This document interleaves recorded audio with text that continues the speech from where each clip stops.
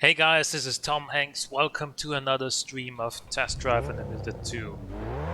Today, I think we should do some exploration because we still haven't explored so much of Hawaii, and there is still a lot of stuff to be found. So, yeah, we're already in a Ginetta, which is a pretty quick car. Not the quickest car, obviously, but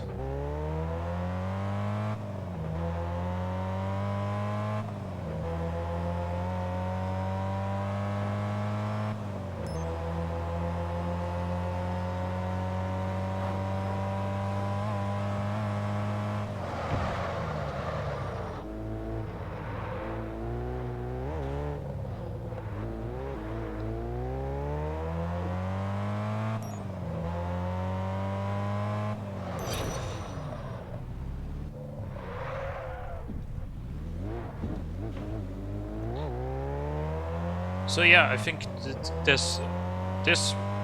the exploration part of TDU 2 is one of the things that differentiates it from other racing games. The fact that it has such a massive open world area that you can fully explore and get rewarded for exploring as well. Well, I do like the idea in general that more exploration gives you access to more clothes, to more tuning parts and whatnot, or to higher level tuning parts, I should say. The actual tuning of your cars overall is still, it's far behind stuff like Forza and things like that. So that is something that I'm sure they'll improve in the new game coming out this year, supposedly.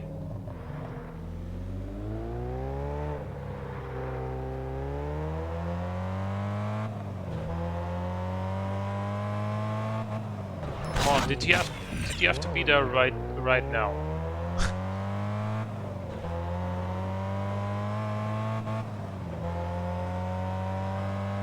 Oh, there's something in the distance, a house, I think. Yep.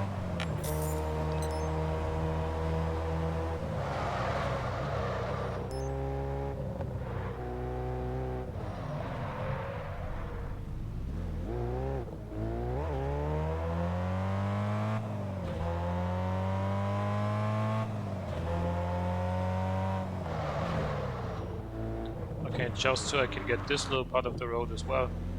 There we go.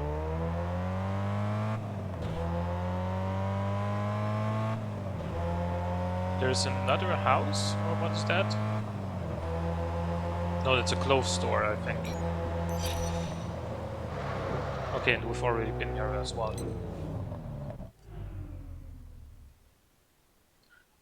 Now, you can fast travel to roads that you've explored in Forza Horizon 4, for example, as well. But unless you've found all of the quick travel cost reduction boards, I think they're called in Forza Horizon 4, unless you found all of those, it costs you money every time you want to quick travel somewhere, whereas in this game, it doesn't cost you anything.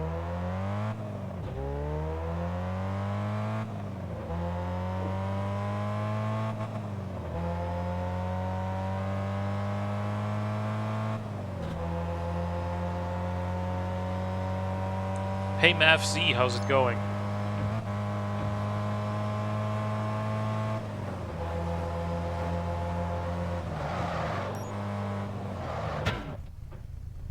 Excuse me? What did I just get stuck on there? I don't know what happened. So today, for the first little bit I want to do some exploring, because there is still so much of Hawaii that I haven't explored yet. After that, I can't remember if I've done B3 high yet. If I did, then I'm gonna do the C3 championships today, both regular and high. And yeah, then we'll see where we go from there. Okay, so it's intersections like this that we don't really have in Austria, so I was a bit confused there, but that's okay. So quick travel there.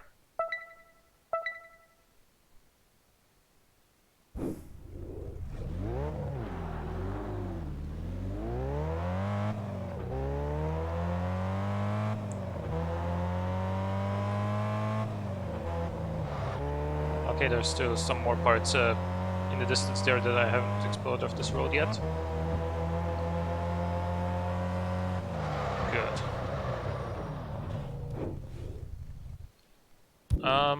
There was one part of the road right here that I haven't gone yet. I hate when, you know, I hate to leave a small part of the road like this, because this is exactly the sort of thing that when you're eventually going for completion and you're kind of scanning the map, where have I not been, where have I not been, it's the small roads like this that you're more likely to miss than anything else.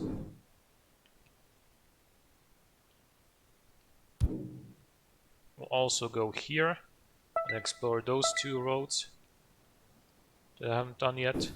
There was another one a little bit further down.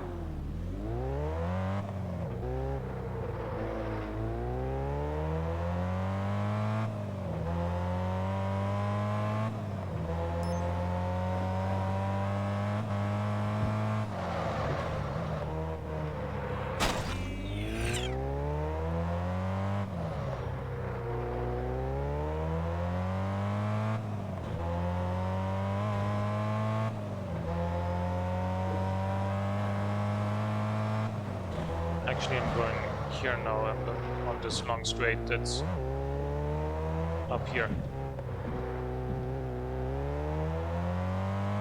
Yes, you can get into police chases in this game. It's not the most sophisticated police chasing system of all games, though. Like, it's not comparable at all with some Need for Speed games, for example. And it does take quite a lot to actually anger the police enough to get them to chase you. So it's not a very likely occurrence that that's gonna happen, but it can.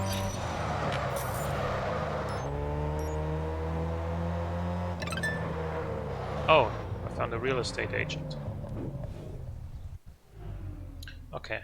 I'm not too worried about more houses yet at the moment.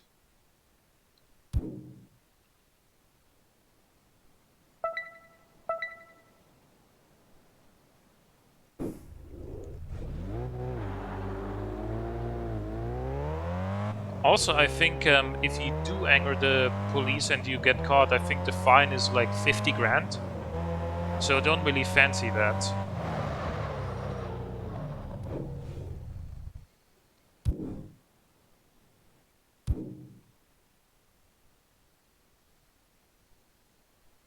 Alright, so I'm gonna go here, I'm gonna turn left, and then I'm gonna turn right and go into the long straight there. Wait, what did I do now? Why did the violation meter go up right there as I quick traveled?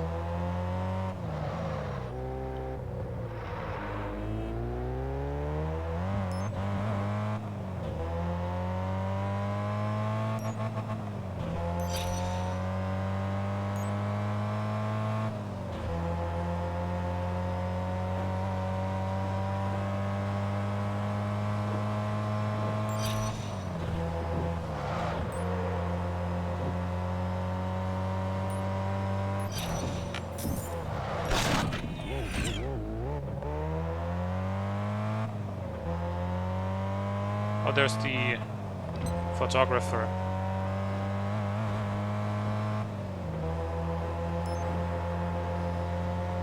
I'm gonna go a little bit further here.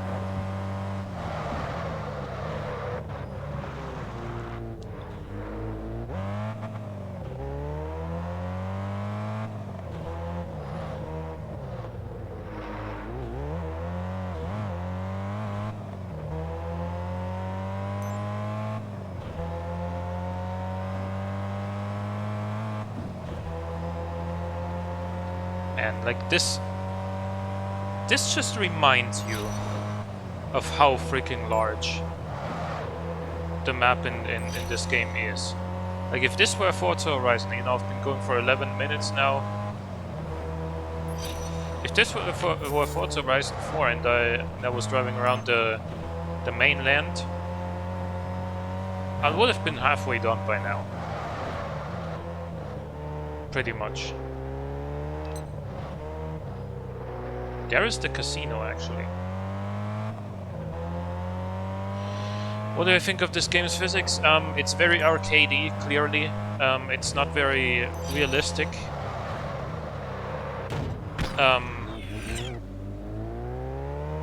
You know, it's definitely something that the new game is gonna have to improve on.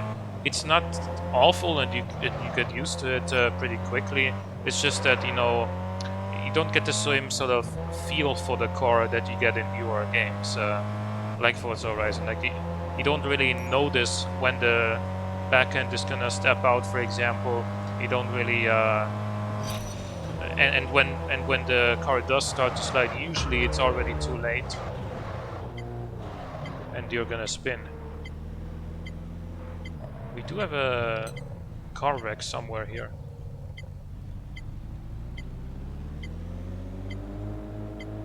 Okay, I'm getting further away.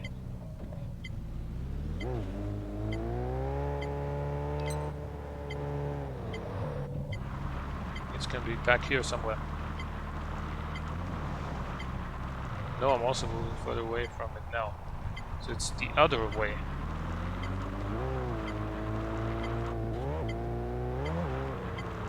Oh, I see it.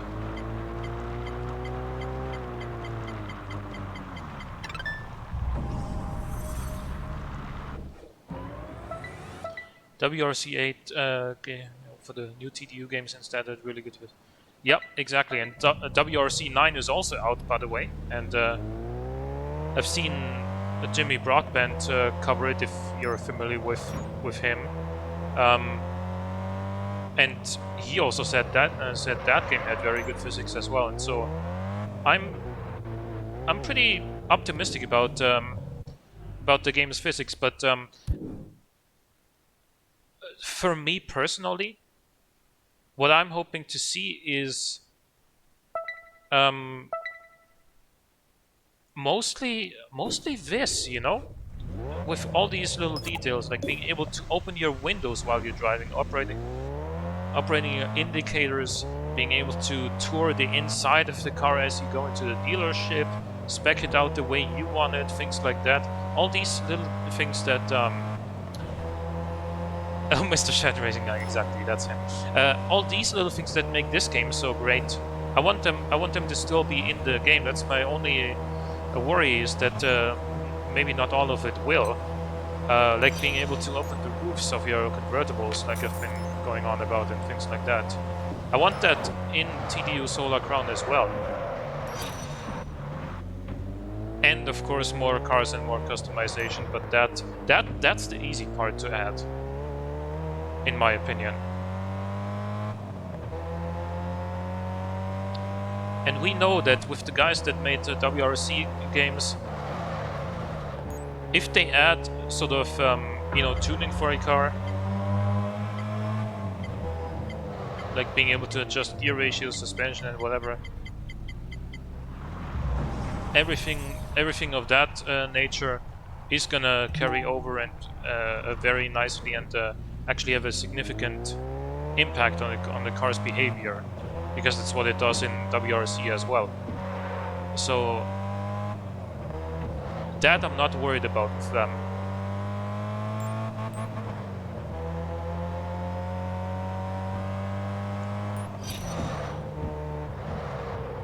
But I want the game to still keep its essence, its soul, you know?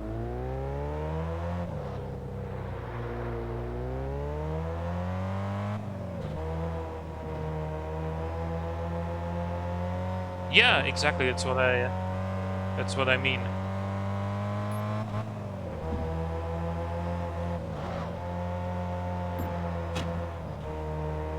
I still want to be able to take, for example, my Subaru or something and explore the entire island on and off road. You know, climb up ridiculous mountains on and steep hills, and you know, take a peek over the entire map from the top. Still want to be able to do that, you know. Or, you know, turn around here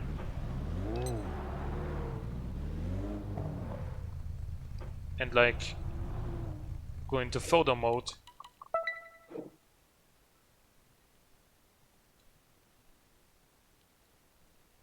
and take a picture like that. Obviously would look even better if the car was clean, but you know what I mean, right? Just kind of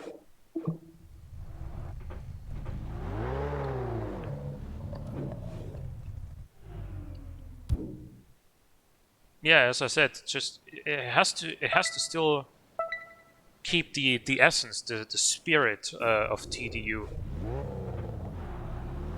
That's the only thing I'm worried about that might get lost.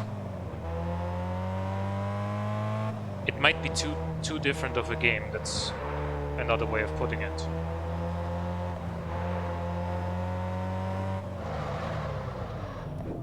But, you know, we'll see.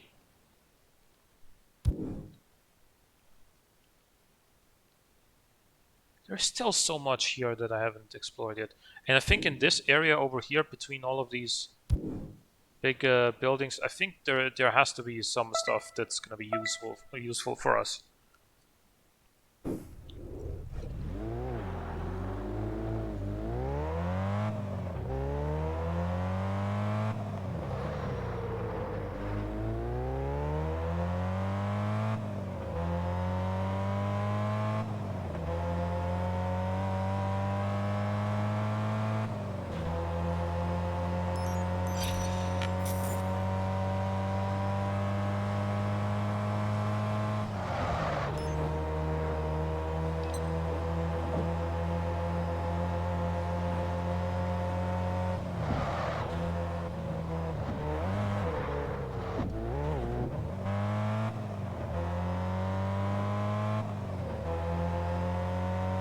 Like a rich guy lifestyle simulator.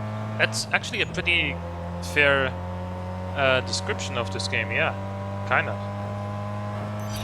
There's a car dealer? Oh.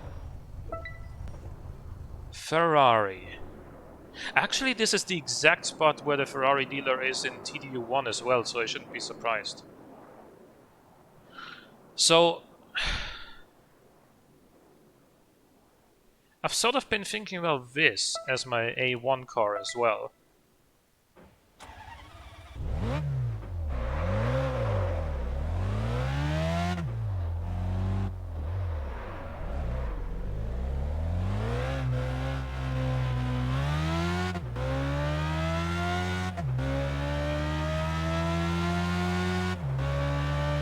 And as you do,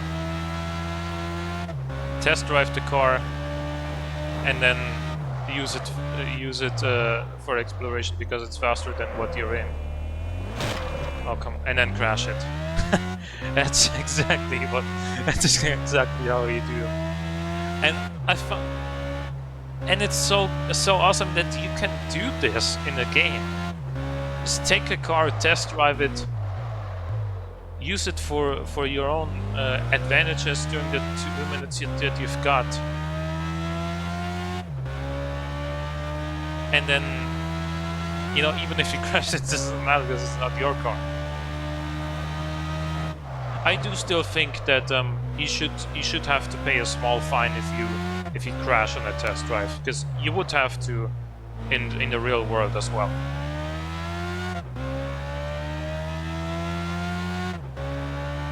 I mean, I'm also thinking about the Enzo, but the Enzo in this game, I think, is actually somewhat nerfed in terms of its top speed. Here, I think it only goes like 330 kilometers an hour, whereas in real life, it's been clocked at like, what, 370?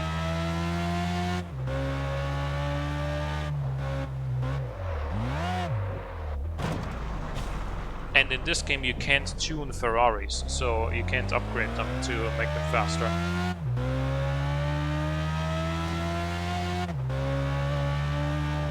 That would probably make them OP too, so that's probably why.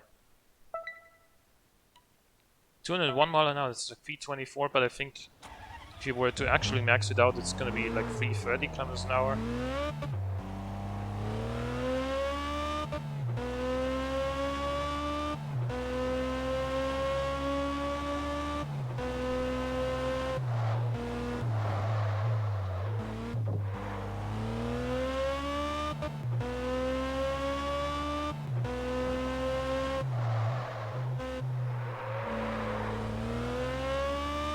Also, this car sounds kind of weird in this game.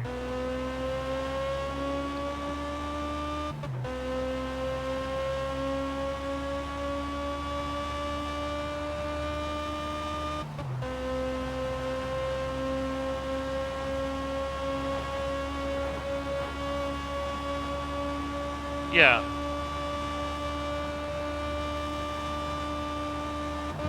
.204, that's all it's got in this game. In real life, can you... I can't Google at the moment. Can you quickly look up what the top speed of the Enzo is in real life? It was clocked in at like, what, 231? Oh my god. Can't even do a U-turn on the one... I was gonna say on a one-way road, it isn't, but you know what I mean. 217? Okay. Still, quite a bit more than what the car does here. It's only 204 in this game, so... I don't know why they nerfed it for this game. Because in TDU 1 you were able to upgrade the Enzo, and that made it actually one of the best A1 cars in the game. Ah shit, I thought I could thread the needle there. Because while even the tuning didn't make the Enzo the fastest car in terms of outright speed in TDU 1, it was still very, very fast, and out of all the top tier A1 cars, it was the one that handled by far the best. Had much better traction than like you know, the Koenigsegg and what was the other crazy car there? The Saline.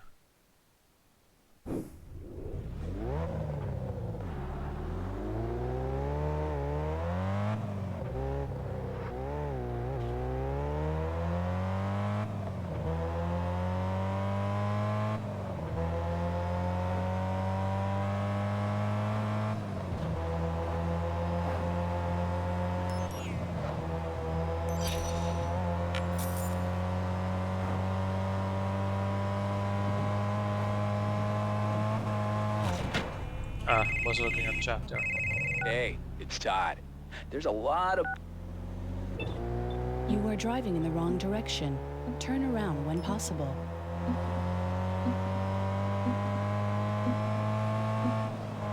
Yeah, shut up, Todd. But I think I've done nearly half an hour of exploration now, so I think it's time to do some racing. I will do the C3 championship, but I will need a C3 car first. And I think I'm gonna go with the... Actually, I've already bought it. I've already bought the 308. Cool. But I haven't explored this yet? Okay. Let's go there.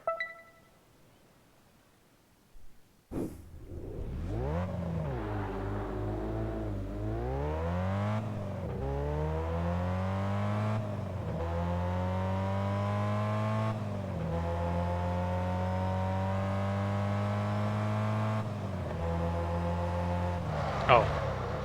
You know what? You have reached your destination. I'll take the shortcut.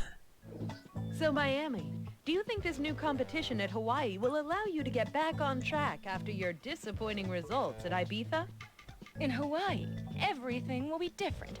I'll stop playing around and bring out my claws. Oh, sorry, Mikhail. Are you all right, my dear? Yeah, don't waste your claws on your dog.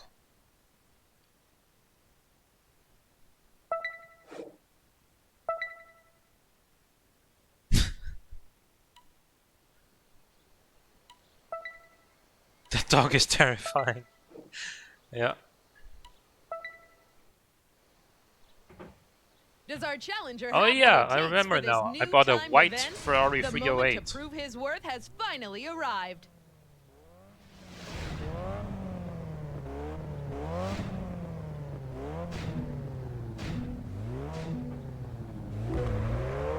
First off,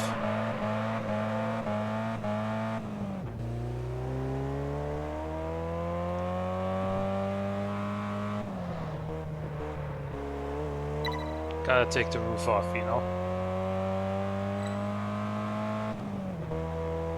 Tires made of wood, yeah. That was one of the quotes from. It was one of the legendary quotes from Jeremy Clarkson.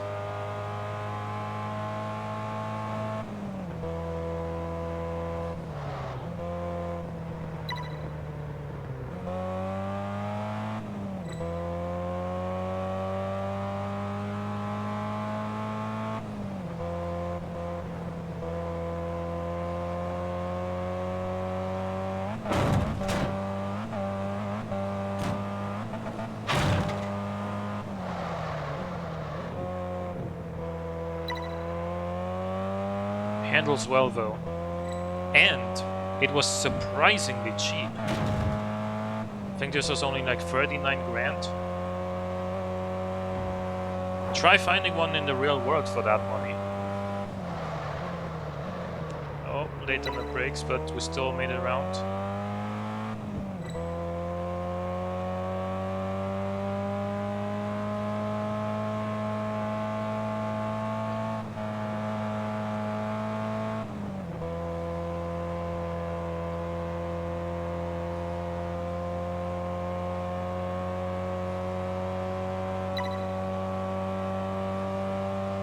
Oh, we're already done, okay.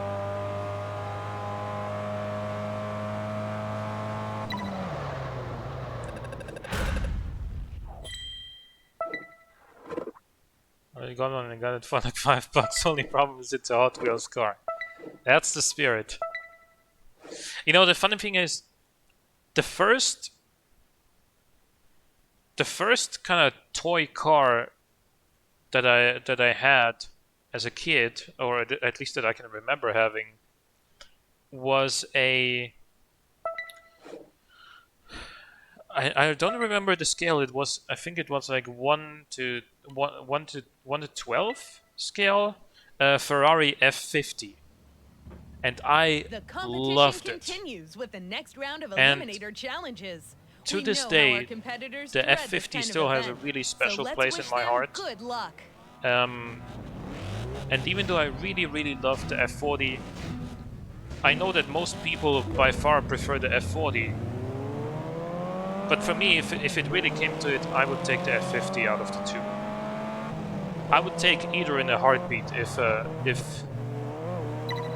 someone offered, you know. But let's face it, it's not gonna happen anytime soon, if ever. But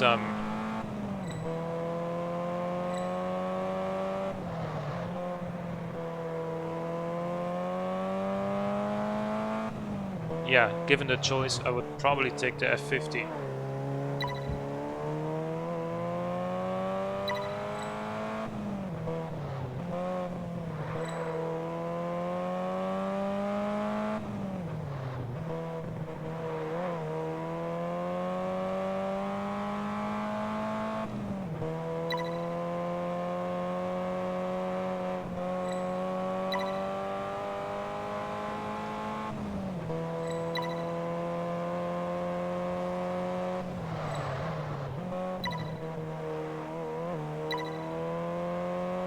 Used to have an R34.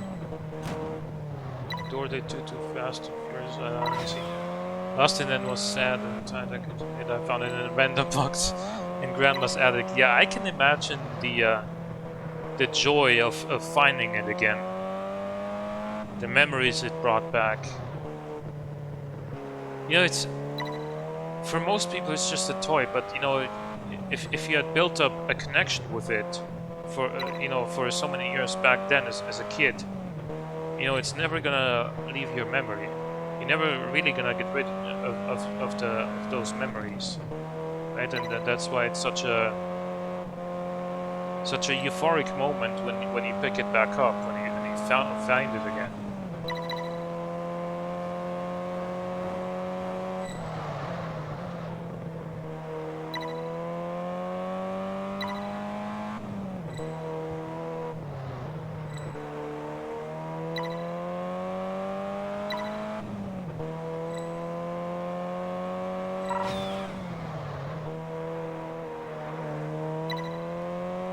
Meanwhile, me only sort of half paying attention to the race.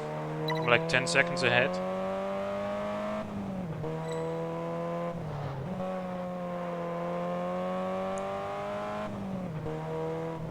It was an emotional reunion. Still have it in my box of valid provisions. Yeah, that's where it belongs. Truthfully. Well, it may not be worth much in terms of, you know, how much the actual value of the financial value of the toy is. Let's be real, but it was part of your childhood, part of your formative years, you know, and that's something you can't really put a price tag on.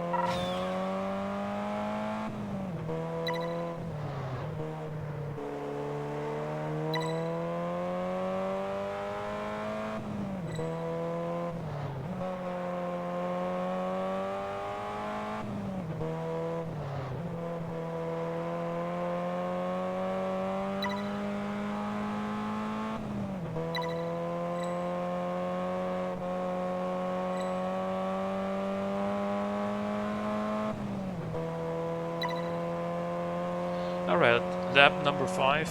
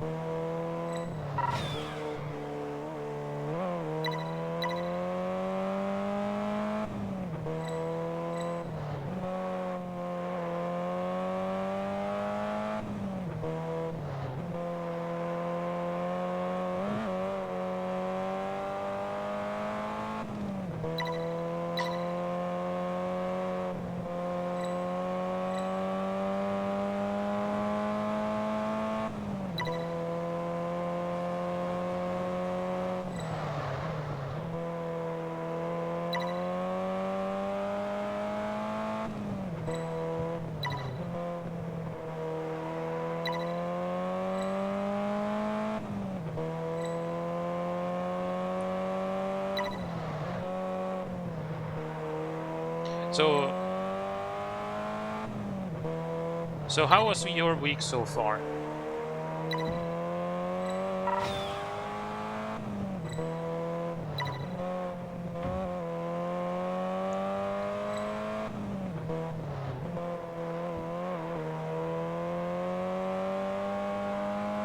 For me, I mean,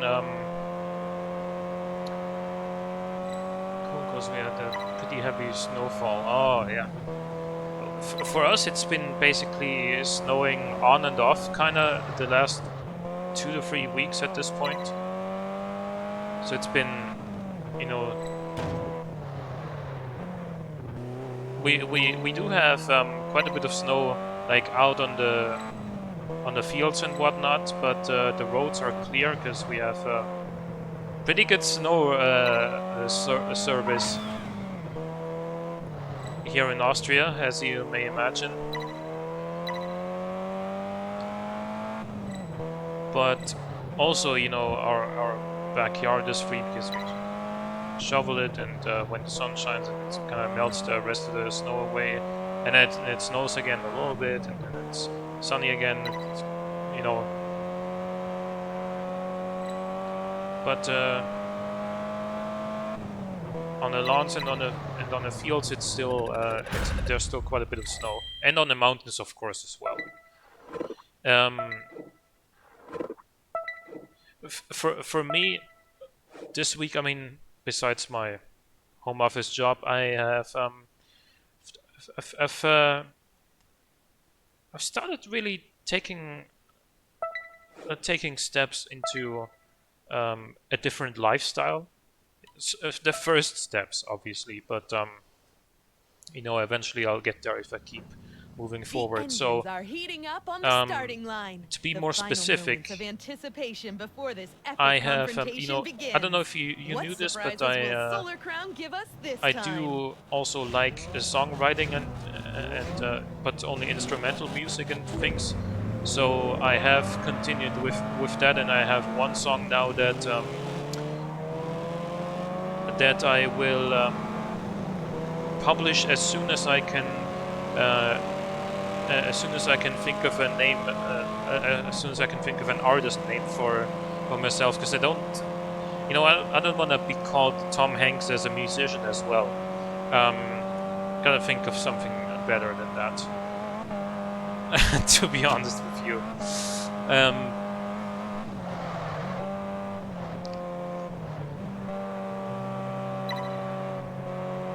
But so I finished that song, and in addition to that, what I also did is I started reading books on.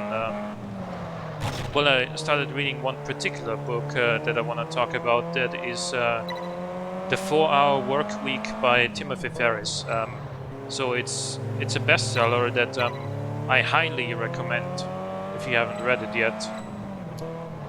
And it talks about, you know, the ways that you can become sort of financially free, and that doesn't necessarily have to mean you're gonna become a millionaire.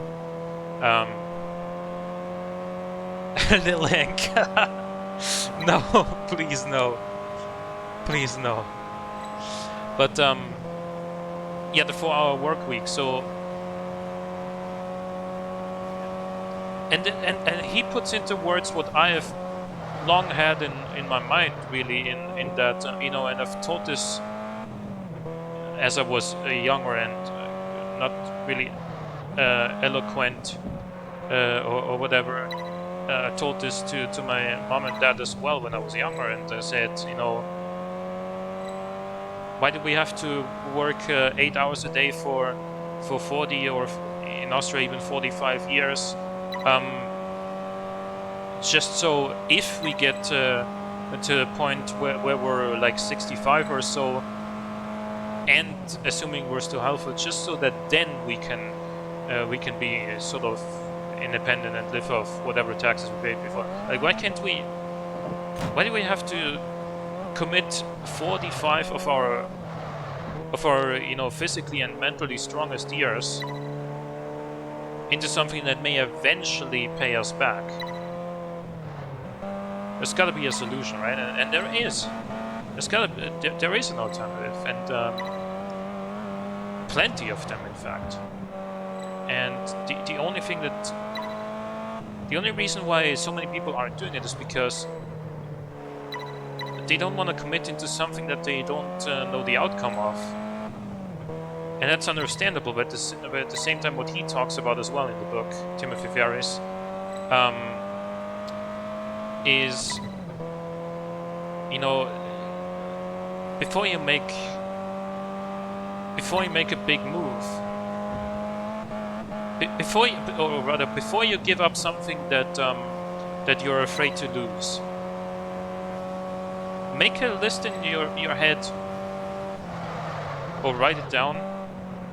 What are the worst things? What is the worst possible outcome of giving up something that you have and are afraid of losing?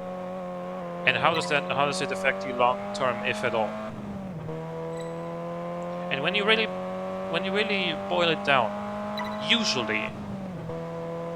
you're gonna find that it's not that significant to your life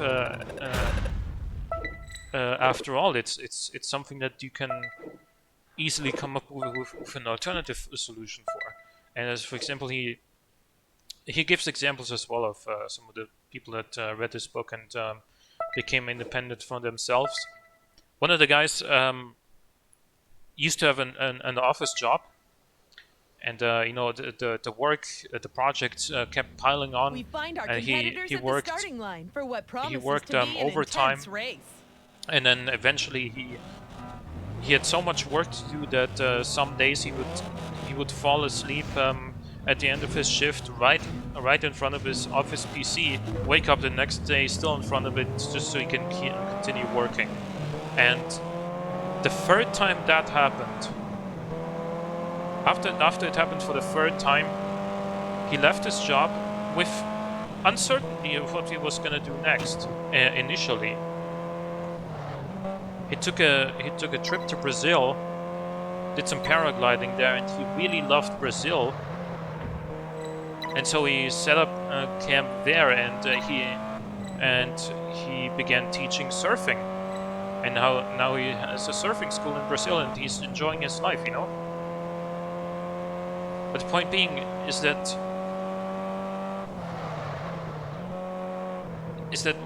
when you think of it, these traditional jobs, like office jobs, like you know, assembly workers, things like that, you know, the sort of simple jobs that a lot of people do because they don't really know what else to do. They're not as safe as you might think. You can get replaced by anyone, or the company has to shut down due to COVID, and they can't afford and they have to close down, you know. And so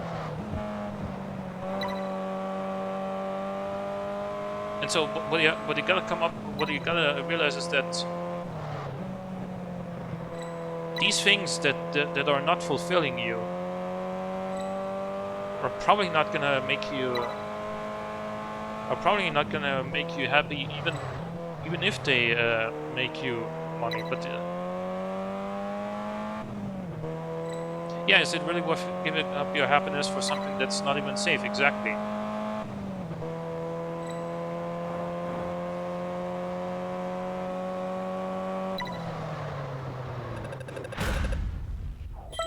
You gotta pursue your dreams. You gotta. If you do something that makes you happy and you commit to it, then that's much better than doing something that you know, maybe some people, especially your parents, expect of you, or something that people tell you to do because it's the sensible choice, or it's more realistic that you're gonna get a good life that way. That's all BS. After all, only you know what the best thing to do for you would be. Obviously, people can help you with it, but you gotta commit to something. And that one thing can't be something that you just do that because it pays your bills.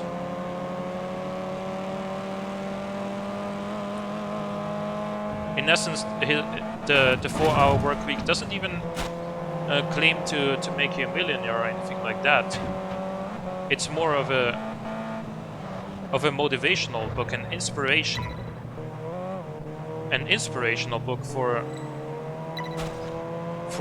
how you can achieve happiness in your life.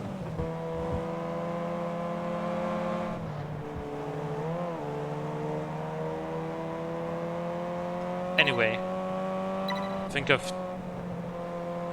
anyway, that's the book I'm reading at the moment, and highly recommend it.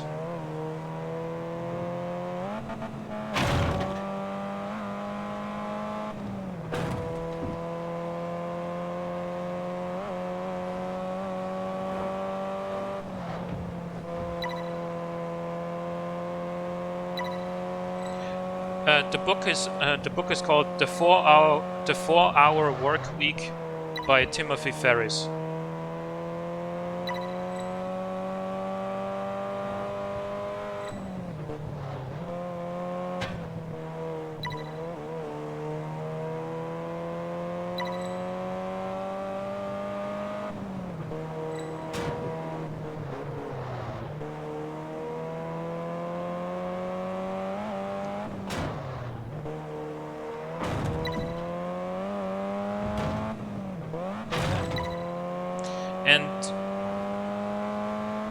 know what else is hidden? This is not a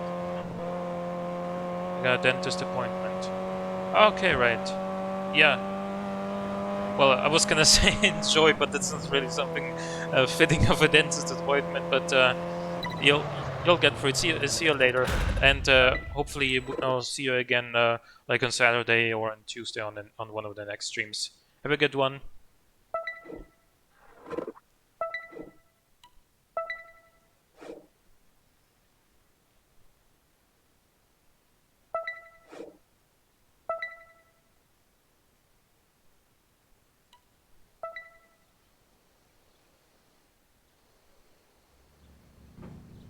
A new speed trap challenge is approaching. I won't be surprised if we see a lot of dented bodywork today.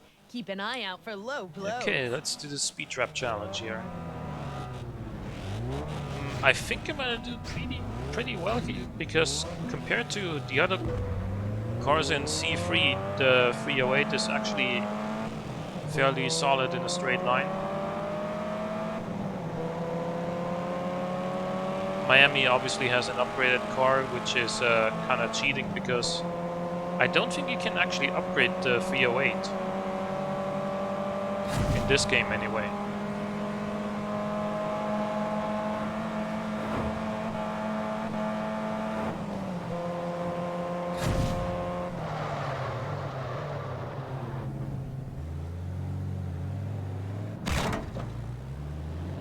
Where are the other...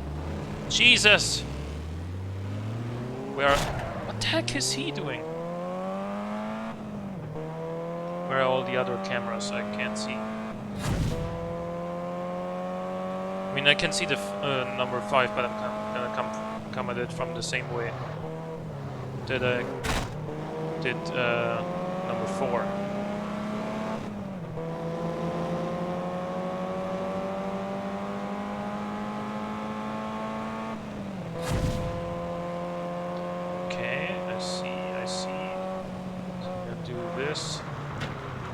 Oh no, there's a fence there.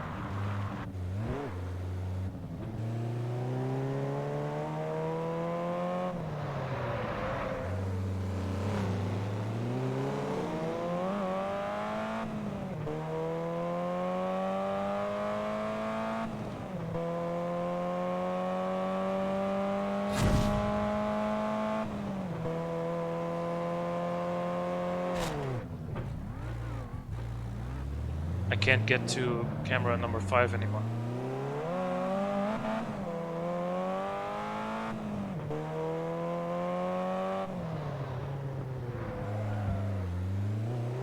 Gotta redo this.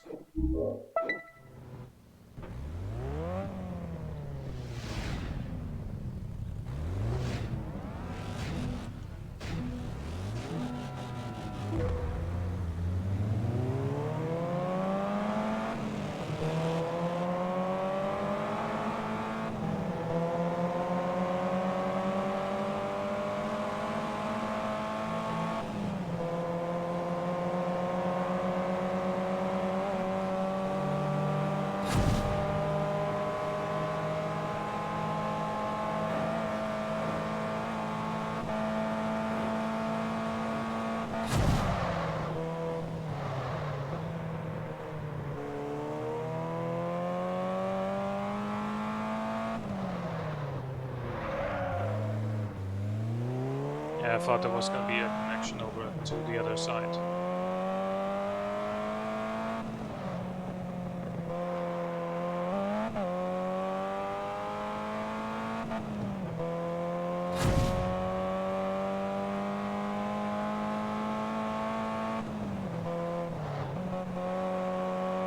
Alrighty. Let's go this way. I'm flying here.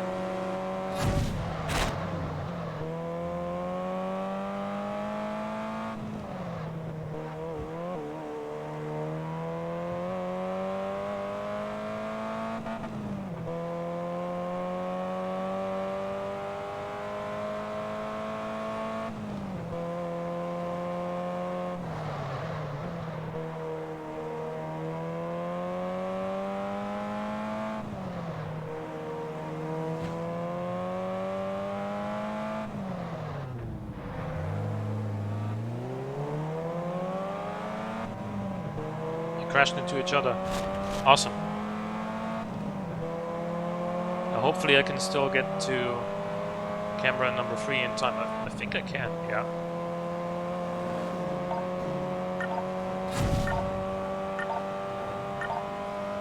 Alrighty. Awesome. Whew, yeah. It glad looks that like worked out. Miami has found someone to give her a real challenge, and she's none too happy about it. What an incredible victory!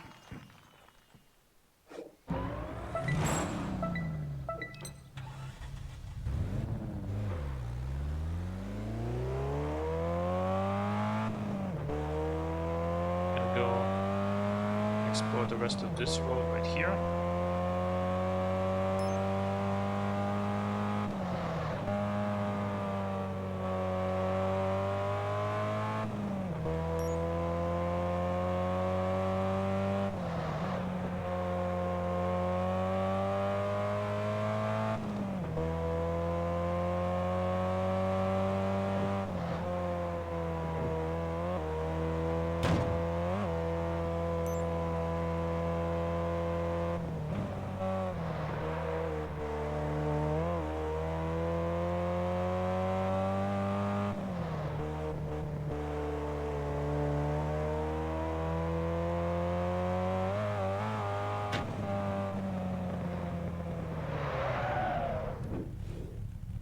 Right, where is a C3 high? There it is. And we've actually explored very close to it already. So what I'm gonna do is GPS target.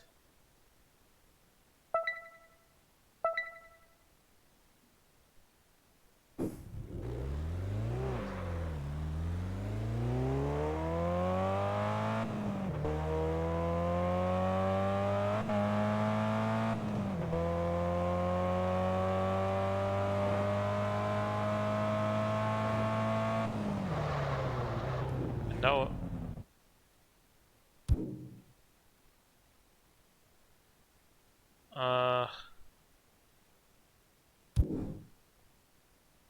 okay, in that case I could also just, you know, go here, if that's the faster way. Wait, what?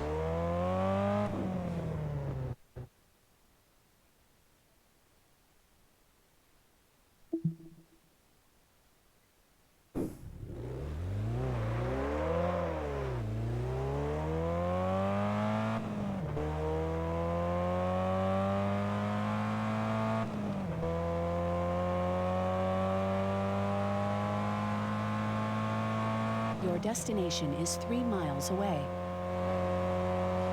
Is it really though?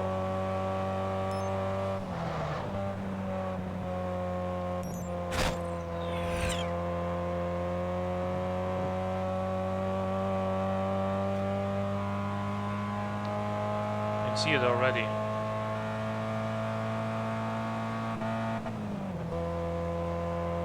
Gonna try to stay at the You wall have here. reached your destination. Yep. We're now on the way to Hawaii for the last of our classic car competitions. Which of our 2 favorites will triumph? Tune into Solar Crown to Sending find back to out. back with Miami.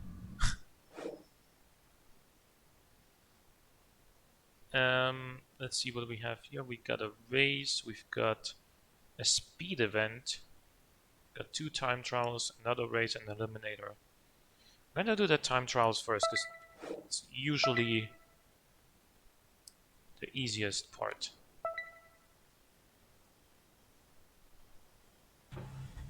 Get ready, folks. This could be the turning point of the championship.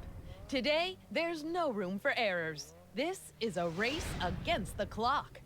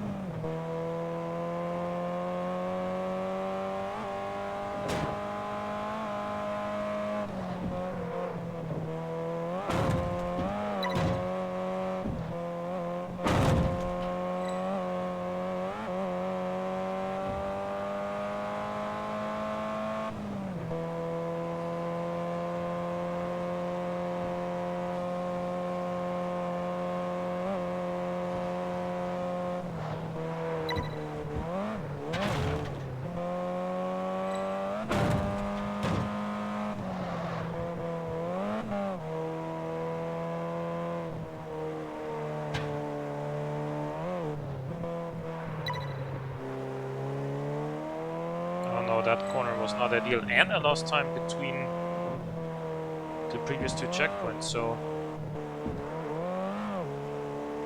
I think I gotta hustle a little bit here.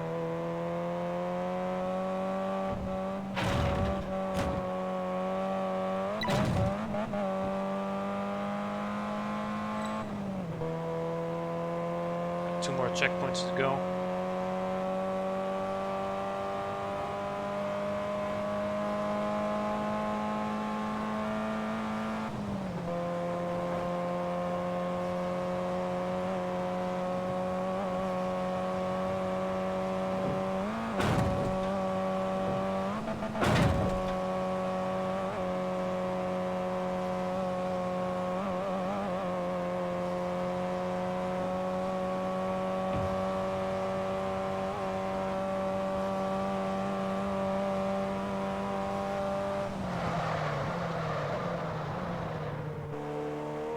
Just in time with the braking, and I gained quite a lot of time there on a straight. Which is interesting because this is actually the same car as the one that Miami uses, the 308. So I'm not quite sure how she lost so much time on a straight, but you know.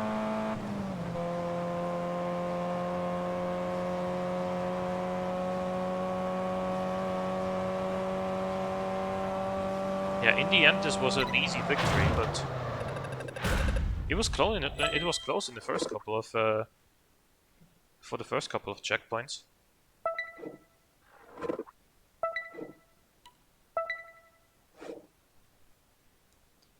I'm gonna do the second time trial next.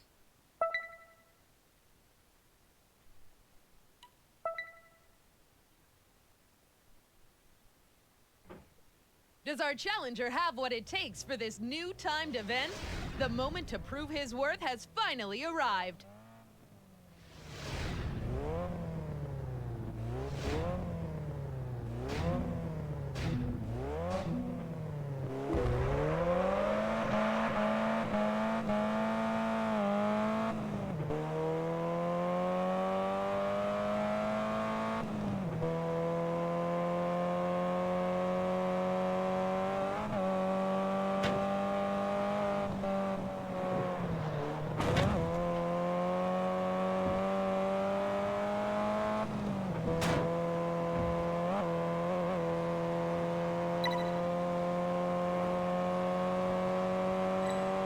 Start.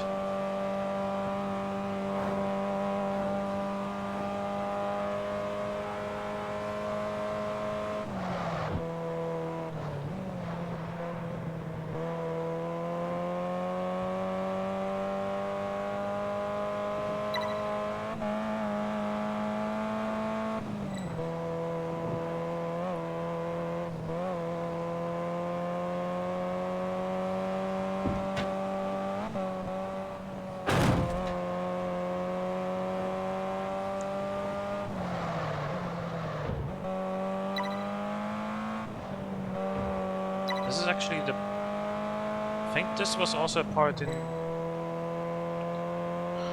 that was one... This part was also in a challenge for one of the driving school licenses. I don't remember which one it was though. I think it was like A5? A4, I think.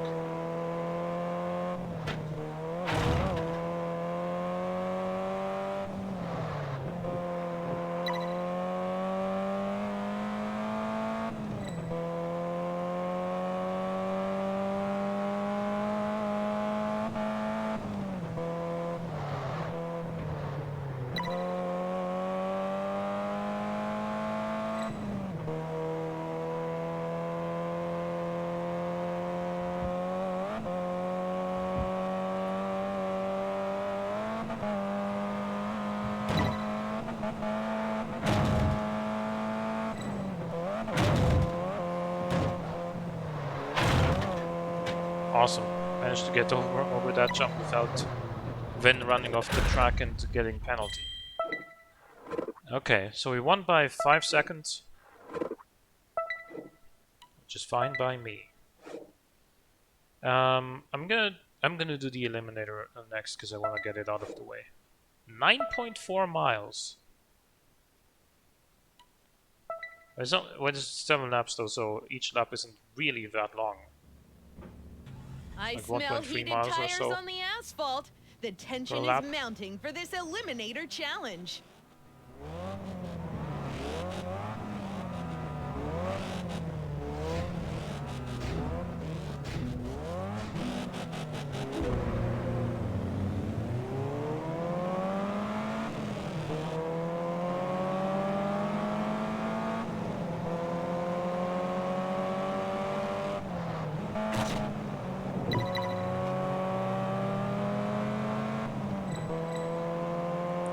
Tess Wintory is in the sky blue Ferrari 308.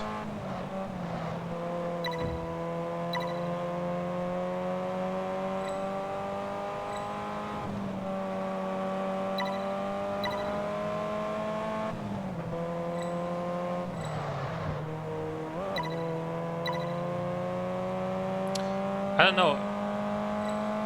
Considering that the two other Ferrari 308s in this championship are both driven by females, does the 308 have the reputation of being a sort of hairdresser's car? So like the Porsche Boxster or the MX-5, for example? I don't think it does it?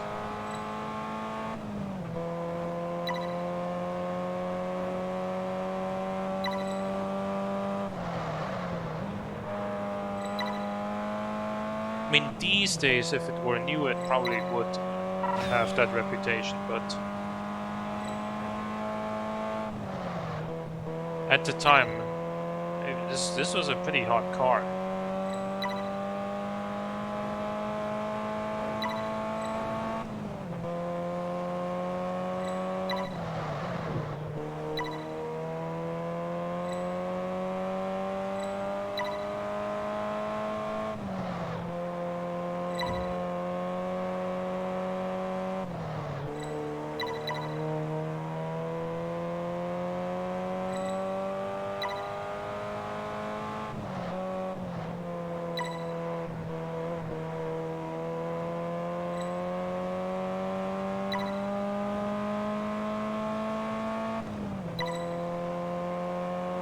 Ready.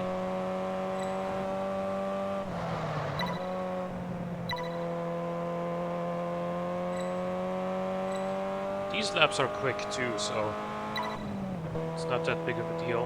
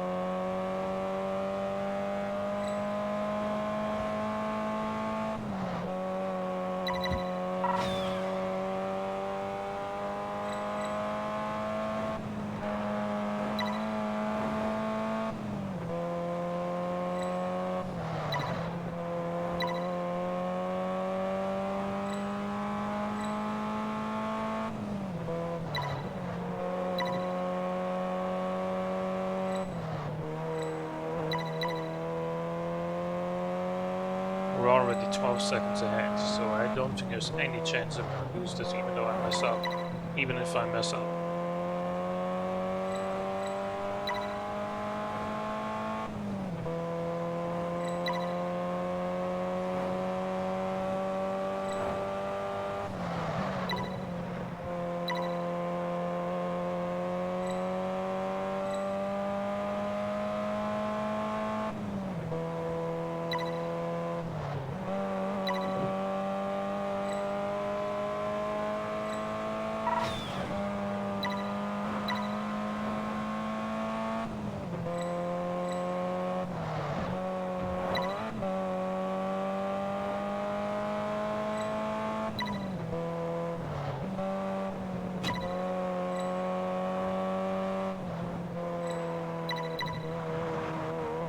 Should have braked a little bit harder there.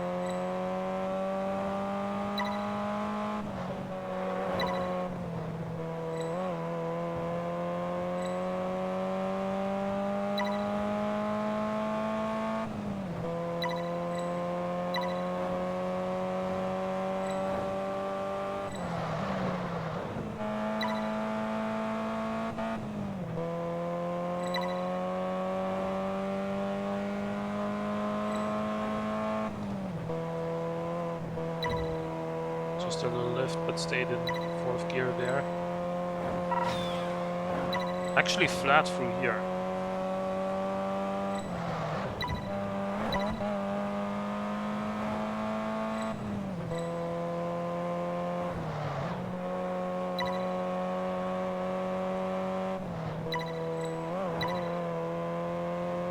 You can cut these corners so much, it's unreal.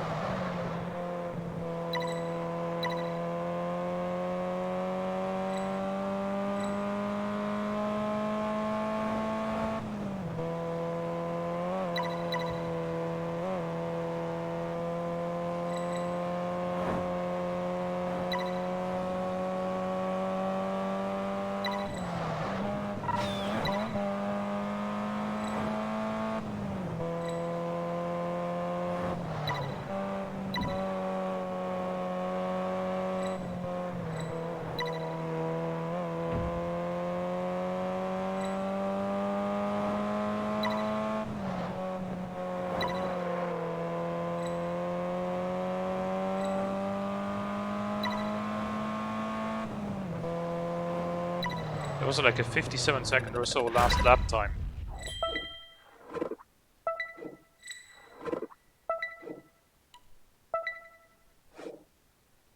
That last lap was really, really quick. Let's do this 2-mile race. Next I'm gonna... Oh, yeah. I was gonna say next I'm gonna do the Eliminator. Guess what we just did? Idiot. We meet again live And at by that I Solar obviously Crown refer to with myself. all your favorite drivers. Miami, the Wilder brothers, Stewart, they're all here. And we're off.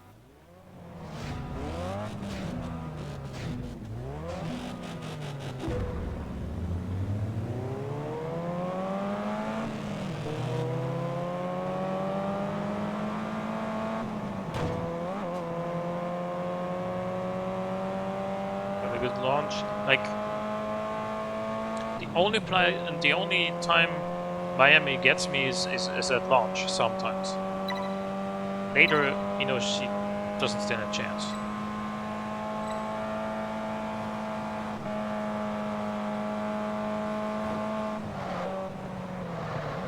Oh fuck.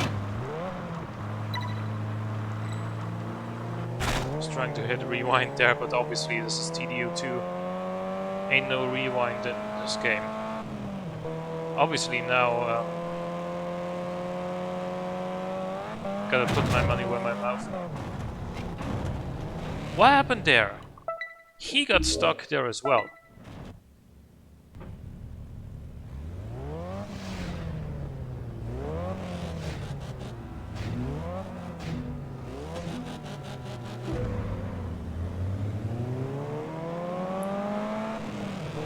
Got a good launch again.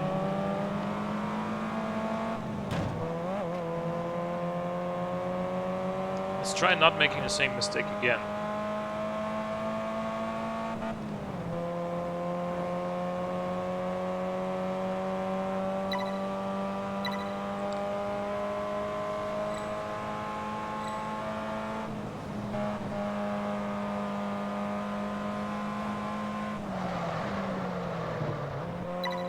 Corner is much tighter than you think. Much tighter than it looks on the map as well.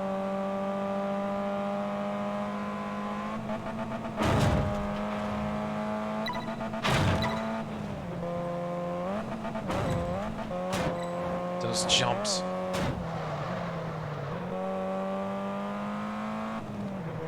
Those wood tires on this Ferrari would have shattered already in real life.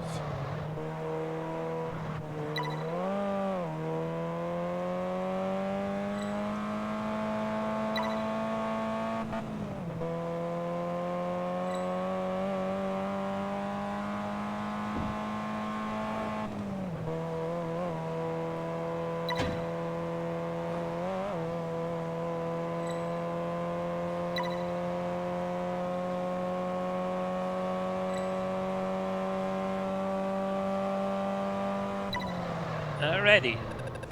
What's up next? We got 40 points. Is there 6 or 7 events here? 7. So we got 3 more. We got a speed event. Let's get that out of the way. Then there's a speed trap event, and then last I'm gonna do the last race event.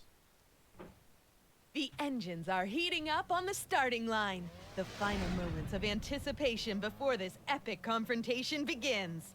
What surprises will Solar Crown give us this time?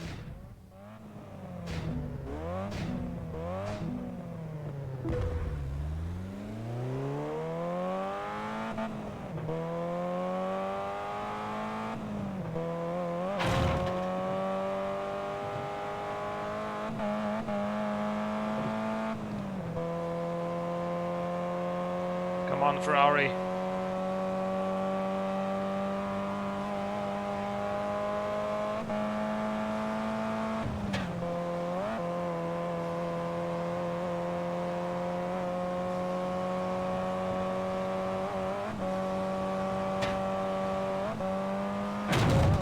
It's a great thing we haven't explored this road yet as well.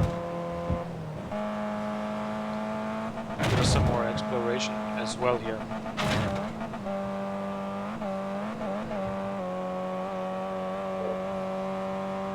Only 1 point of penalty there, thankfully. So that's not gonna matter. Hopefully.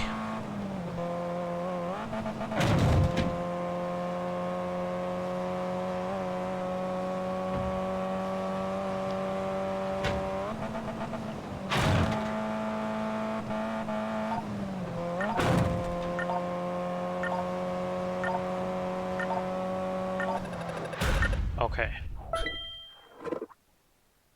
Yeah, good. Good.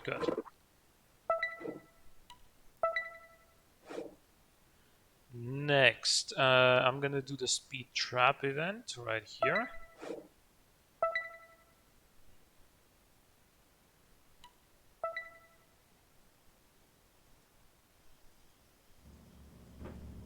It's Tess, live from Solar Crown and the starting line of this new Speed Trap Challenge.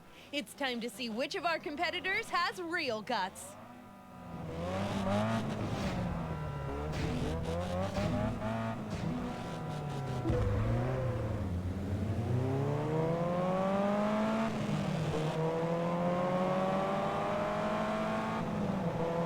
See, Miami's cheating again.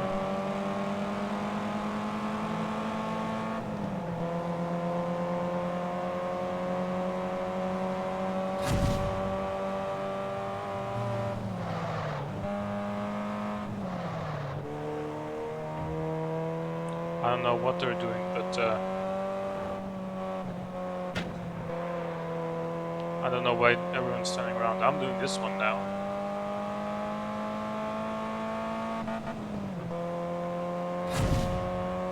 And number 4 next.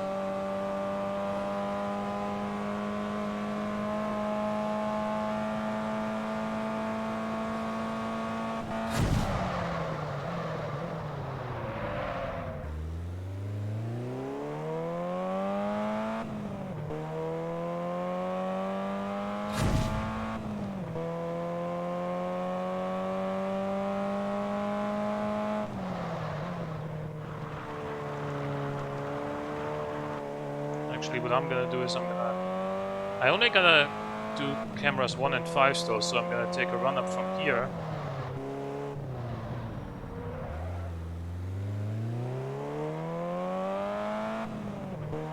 And do them both, because they're in a straight line.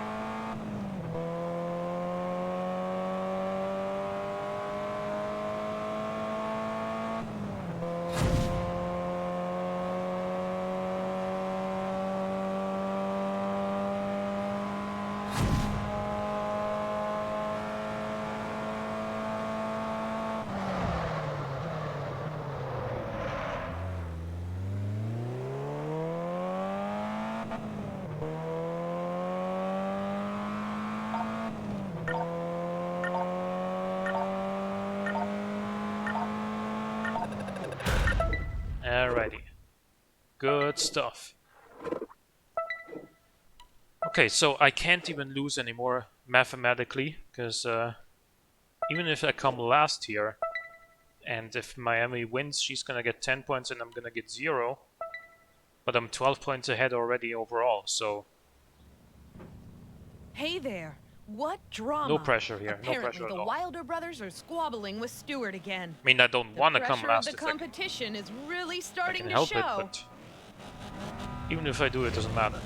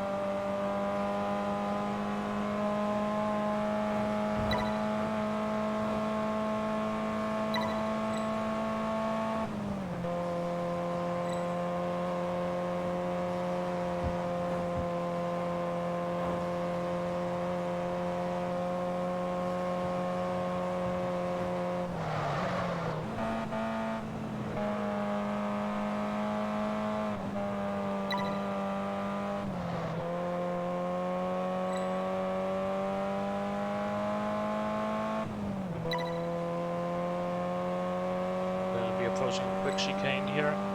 Okay, which I'm gonna just take like that and... Okay, I was a bit too brave for that chicane. I took it flat out and then...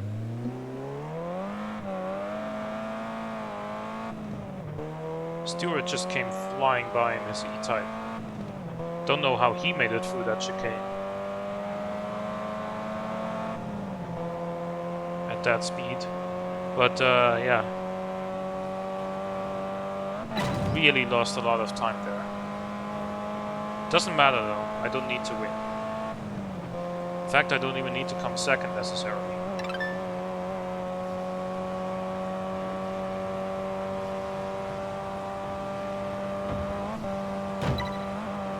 How did I make up 2 seconds there?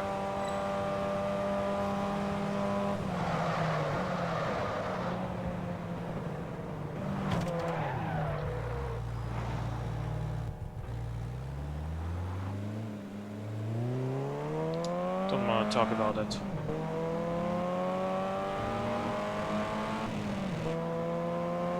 Game pulling its shenanigans on me again.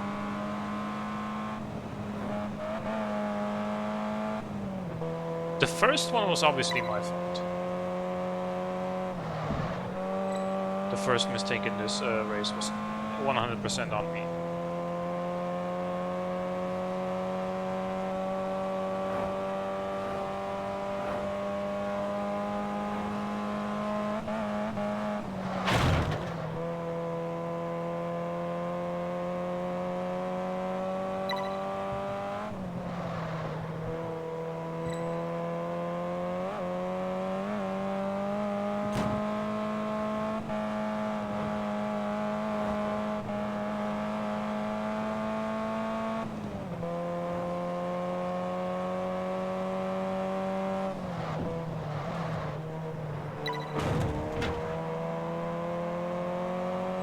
I mean, if I can still come second, it's, you know, that's a win in my book, because... Come on, Tess.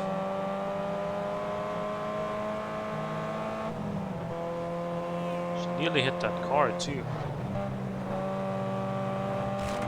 Did hit that one, so I'm gonna pass her now. Not gonna catch Stewart. That's okay. I don't need to win every race. If I win all but one, that's still fine. No need to be angry, we won overall. It looks like Miami has found someone to give her a real challenge, and she's none too happy about it. What an incredible victory! Alrighty.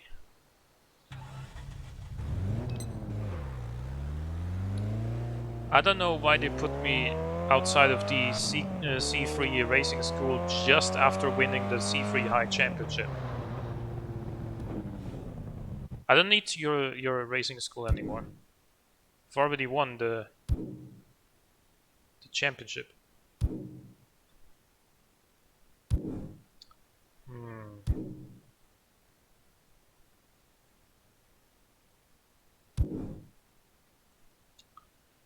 Where have I got my spiker at, by the way?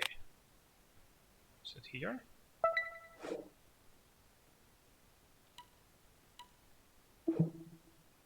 Is it here?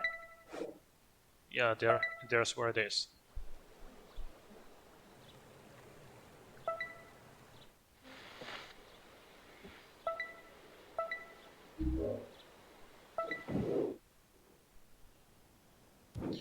Do we have a European tuner unlocked? British tuner? US muscle tuner? No. British cars and then a sticker shop. Okay, so we don't have a European tuner, but that's okay. Who needs that anyway?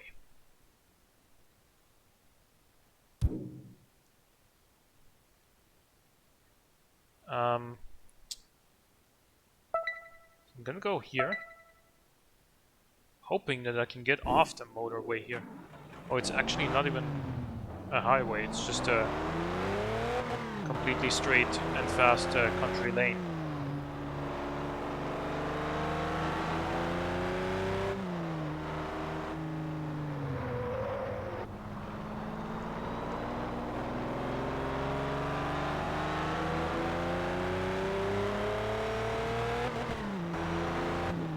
From here, I want to set the GPS target to here. Oh, I'm supposed to... Yeah, I'm supposed to turn around.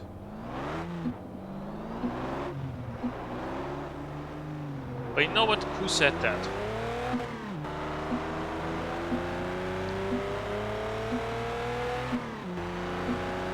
Okay, this is something I said. Driving in the wrong direction.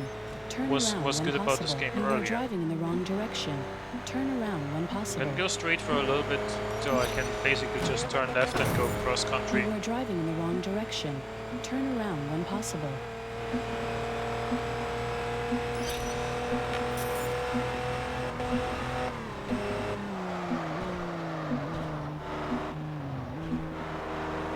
I'm just gonna go here. You are driving in the wrong direction. Turn around when possible.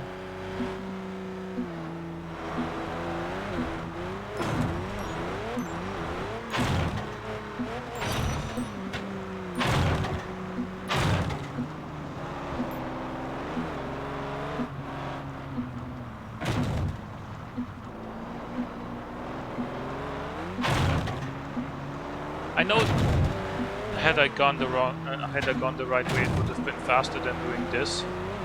But who cares, right?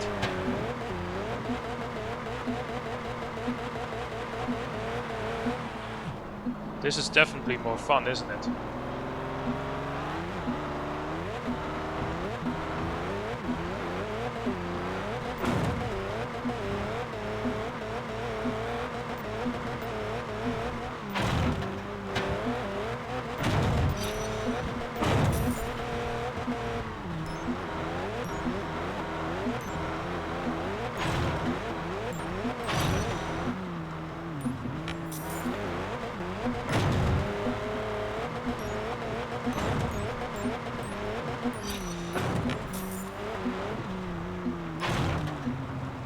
Destination is 2 miles away.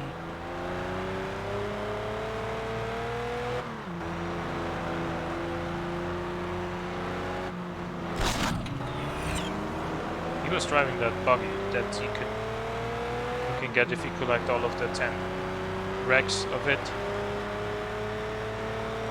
Your destination is 1.5 miles away.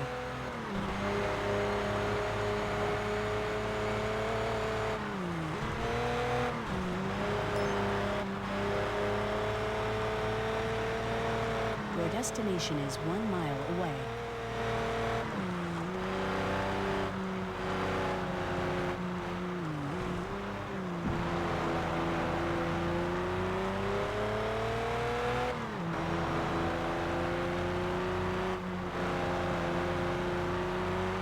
Your destination is a half a mile away.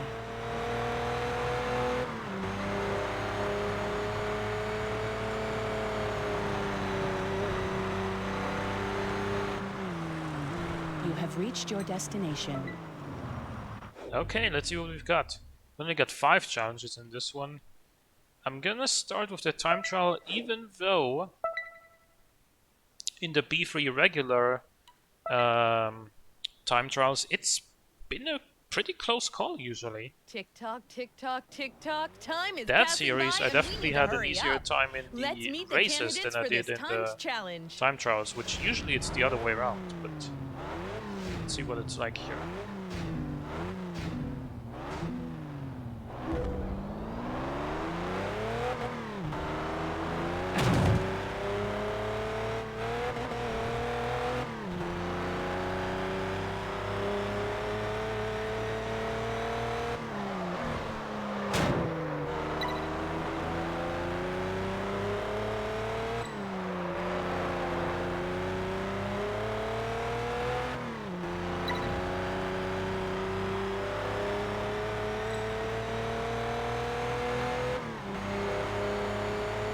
I love this car.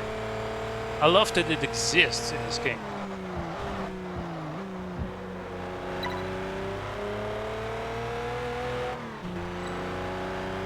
You know,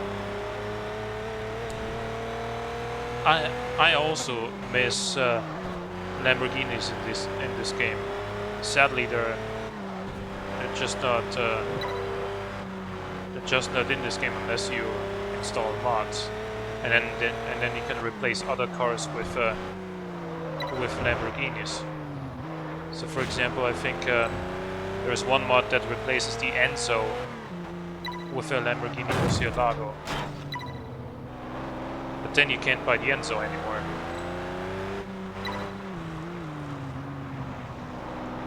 Where am I going?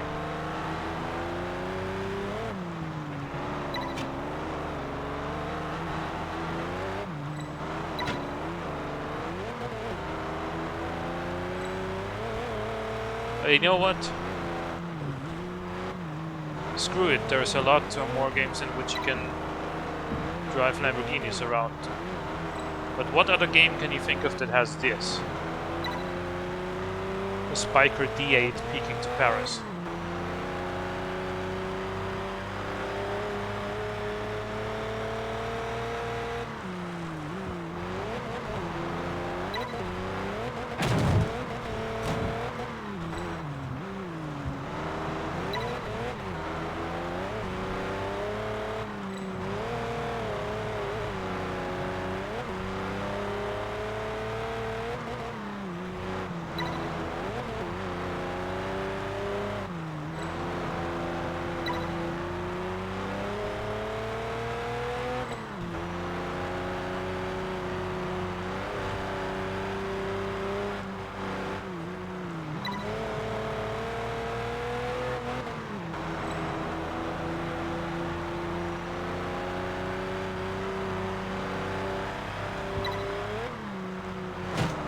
Oh, come on. Is my car really that wide? I thought it was passing that tree easily, but apparently not.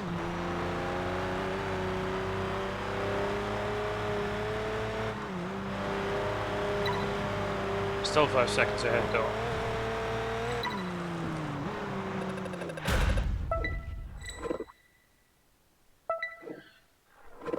There's the Q7 V12 that we're gonna win afterwards. Not immediately after this championship, but later once we do the sort of pink slip challenge.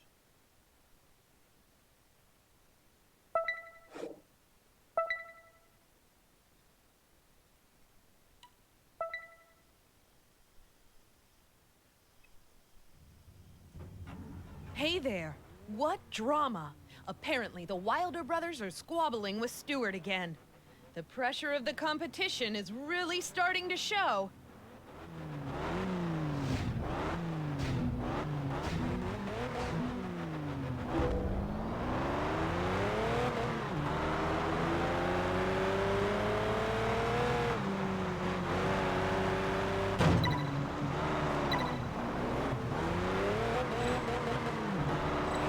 As I said in a previous stream where I drove this car,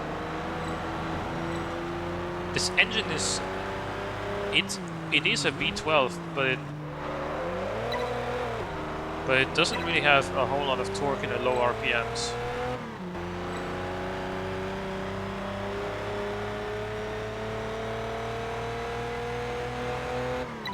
It really gets going over 4,000 RPM, but under that, it's really not that strong, as evidenced here. And now it starts shifting. And then you start flying.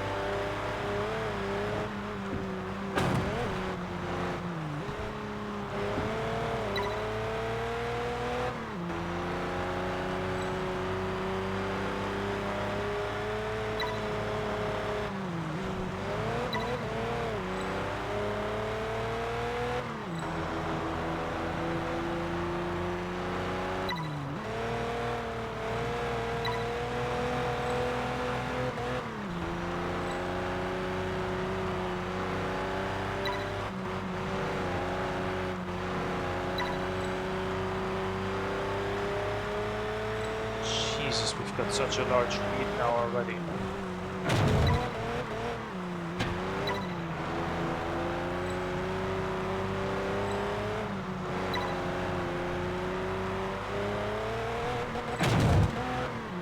And that's the first lap completed. On to the second and final lap.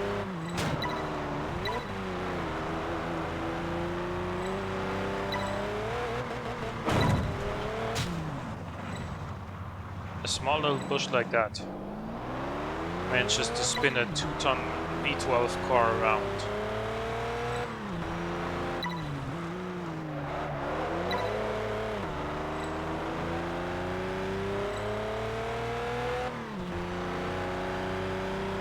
I don't actually know if this weighs 2 tons. I don't think it does, but just for the sake of argument, you know.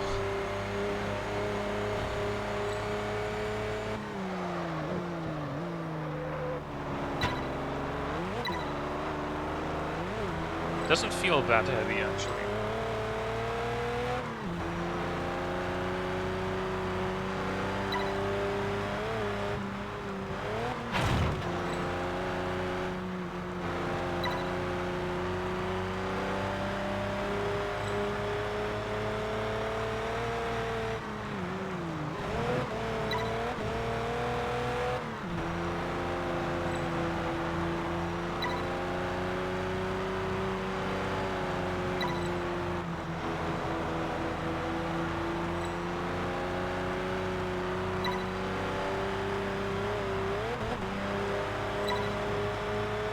We're so far ahead.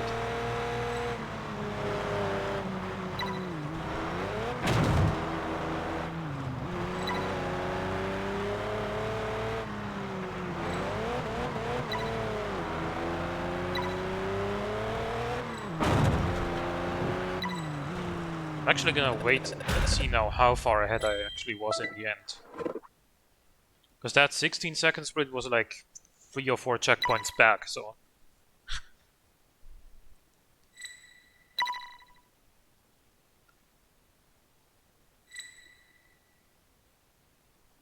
19 seconds is what we won by, and the spiker actually came second,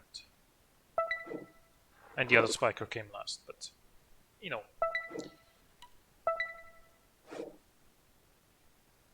I'm gonna do the Eliminator race here. 12.7 miles. Really depends what the course is like, really, but because. Hey there. What drama! Apparently, the Wilder brothers are squabbling with Stewart again. The pressure of the competition is really starting to show.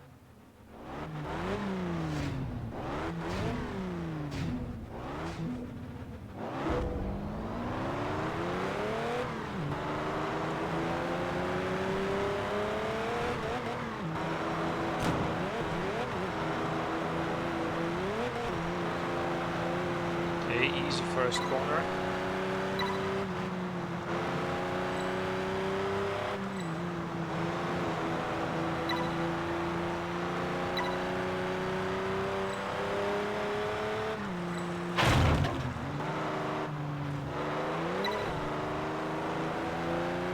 Onto the tarmac.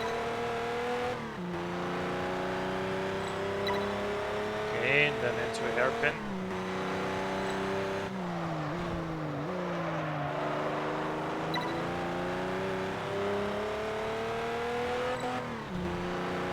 And then into another hairpin.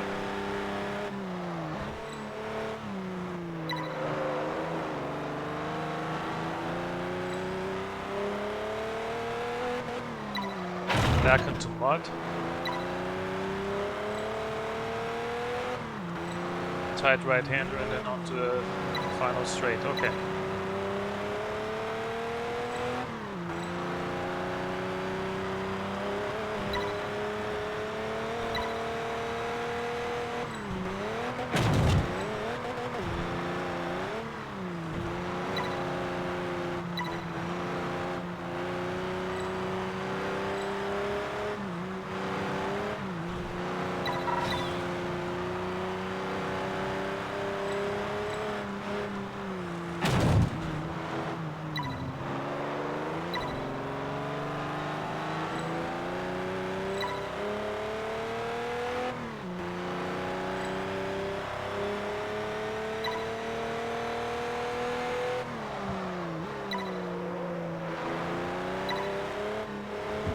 Much cleaner for that corner than last lap, but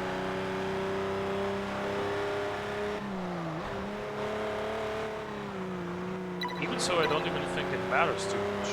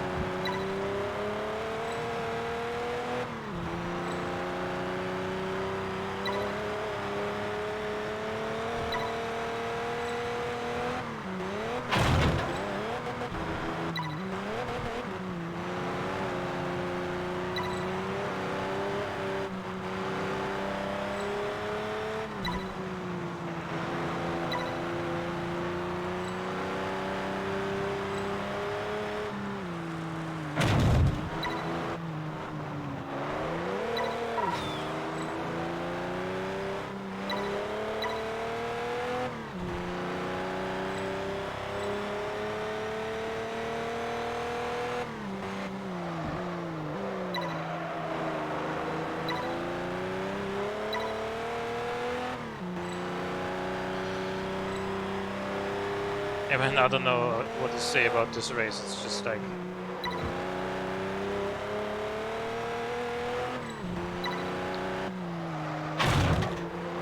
I'm just driving here alone in front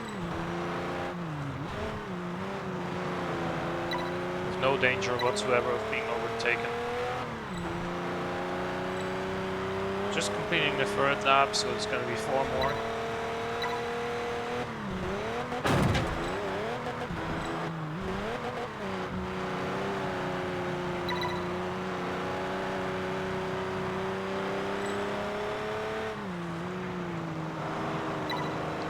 Bit wide there, but we're okay.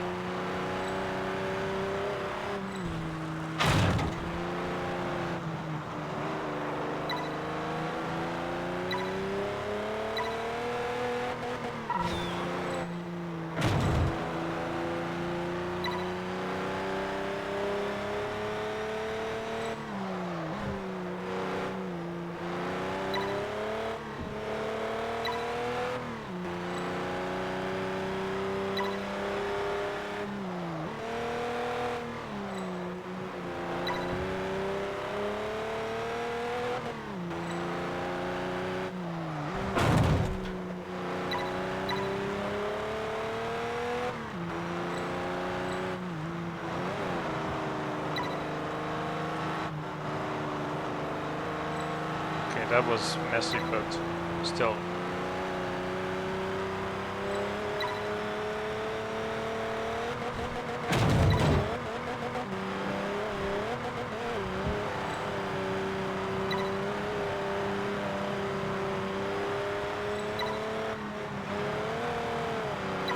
Much better through there than the previous couple of laps.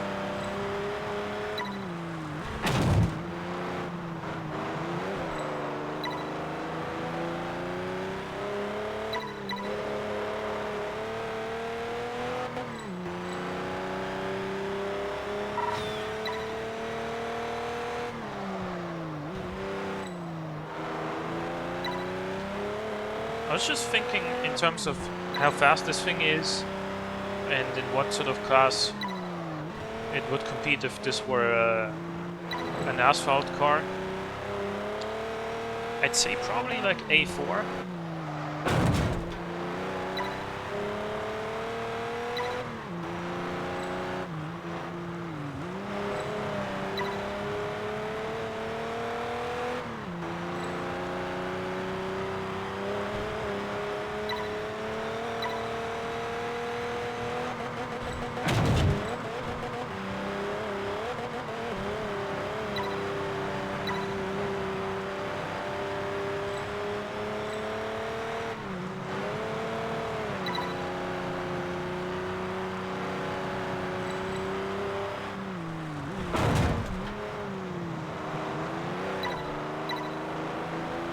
Already on lap 6 and halfway done with that lap at that, so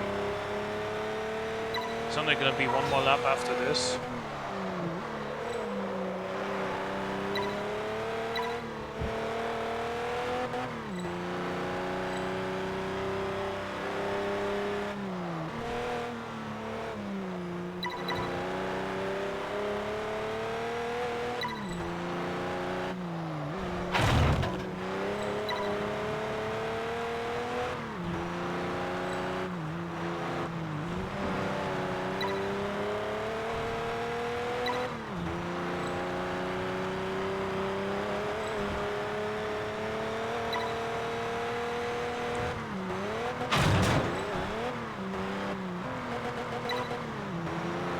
Wait, I was already in third here?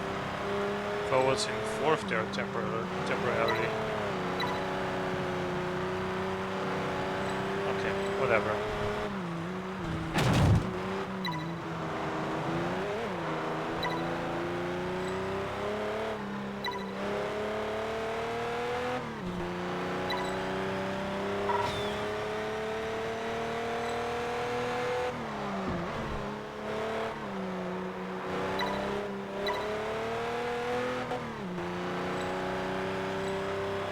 It's actually Adam in, I think, the second spiker.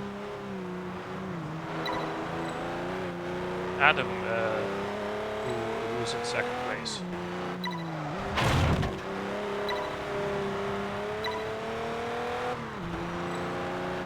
Not one of the Wilder brothers, which I think Chris is our rival for this championship. He actually only came like, what was it, fifth? Yeah, fifth.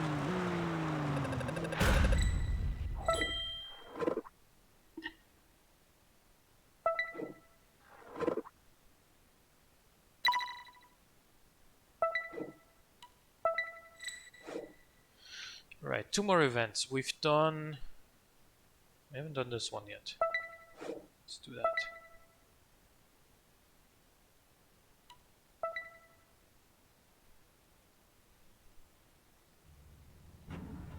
I wonder if anyone will be able to compete with me today.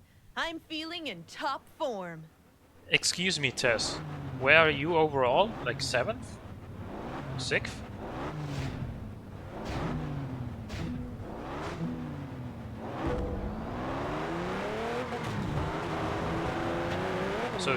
So Tess, if you're wondering if anyone can compete with you today, yeah, pretty much all of us can.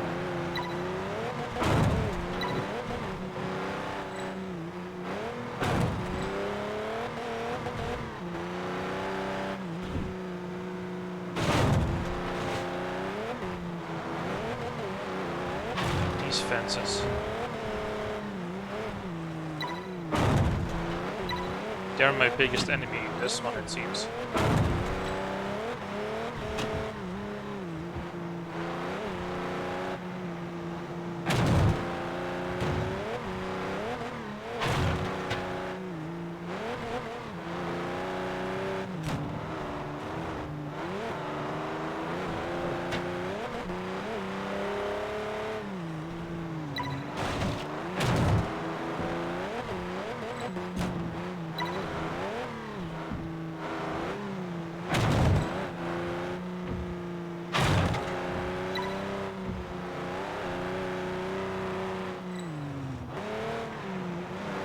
How was I able to run away with this? Wasn't even driving that well.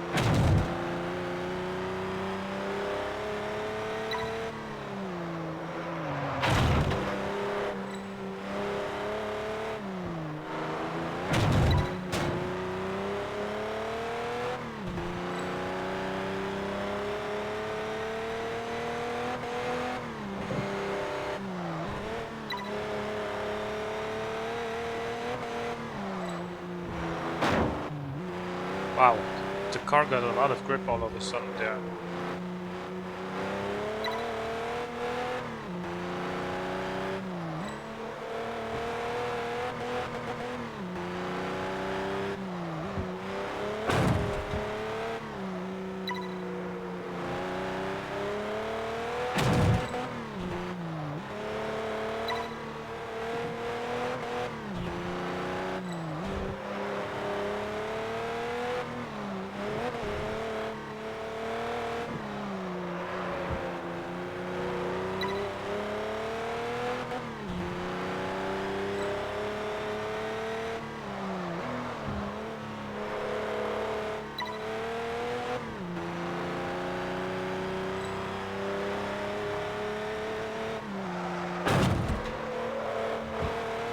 Whoa.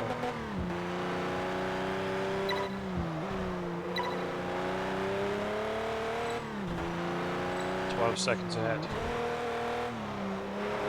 Got nothing to fear.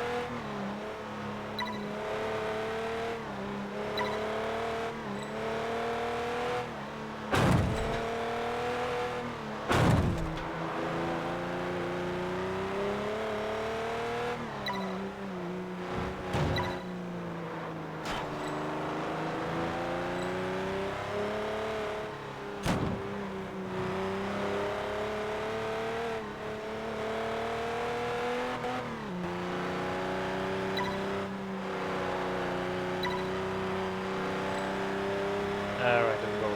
Final straight.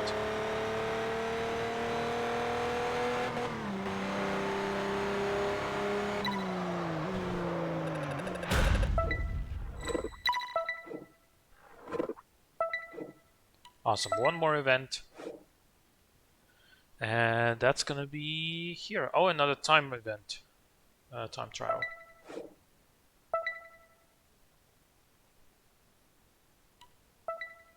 Looks like a fun little route, judging by the preview. The engines are heating up on the starting line. The final moments of anticipation before this epic confrontation begins. What surprises will Solar Crown give us this time?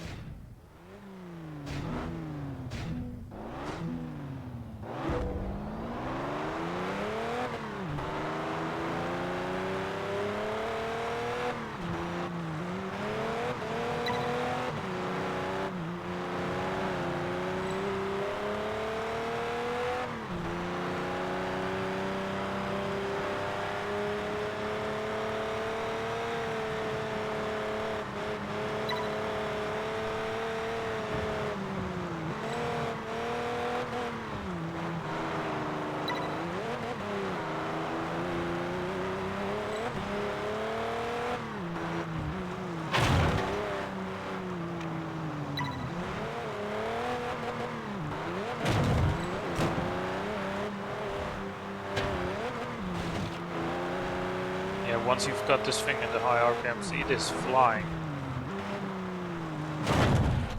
Excuse me.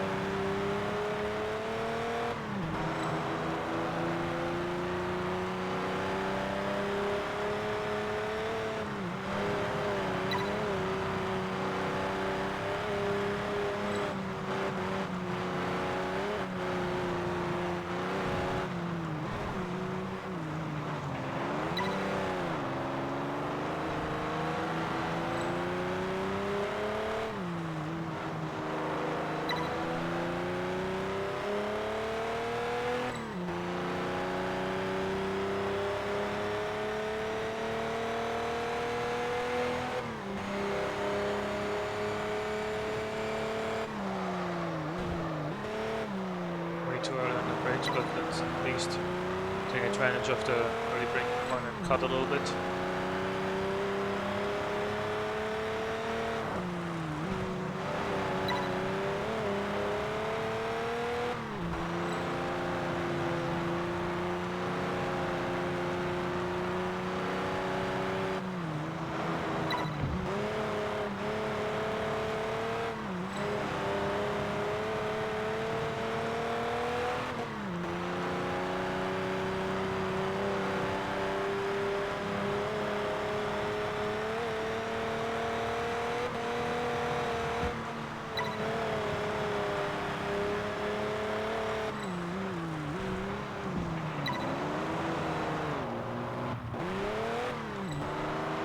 Okay, that slide was not intended like that, but we're still fine.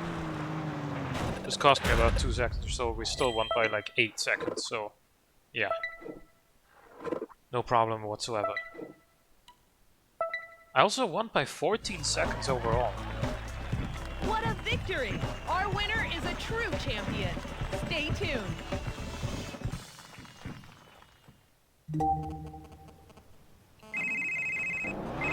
Yo, it's Chris. I hear you think you're hot stuff.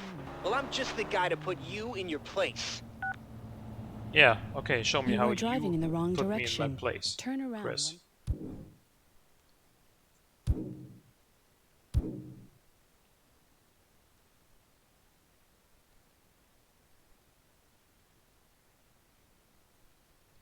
Got this road unlocked? No, I don't. So I'm gonna go. Actually, I'm gonna go here.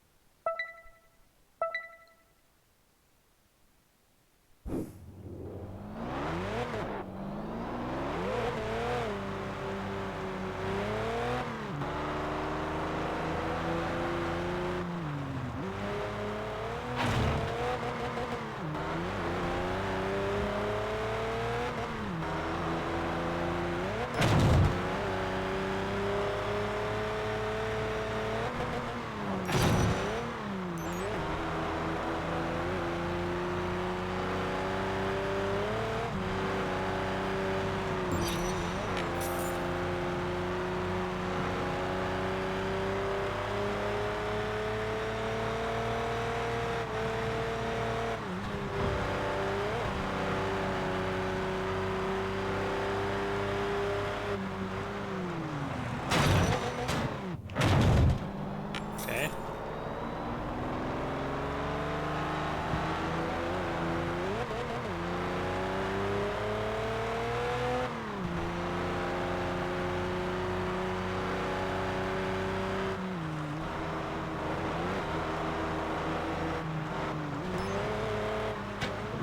At the next intersection, turn right. Turn right. Your destination is 3 miles away.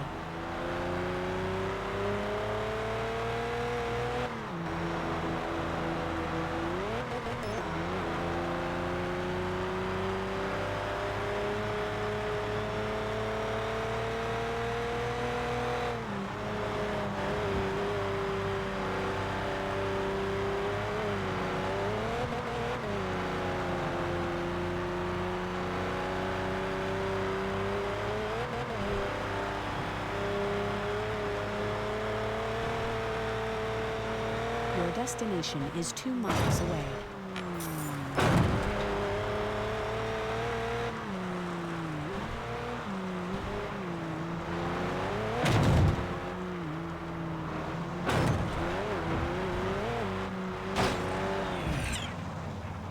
You are driving in the wrong direction. Turn around when possible.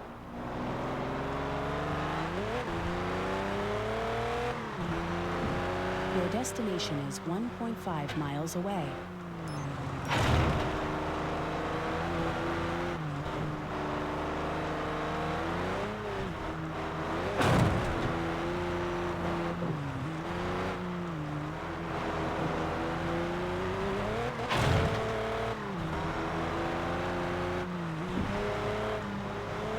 Your destination is 1 mile away.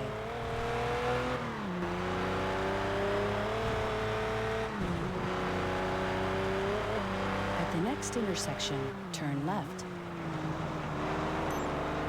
Turn left.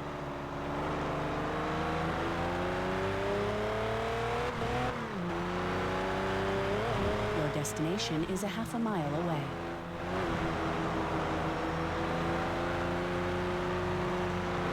We're almost there.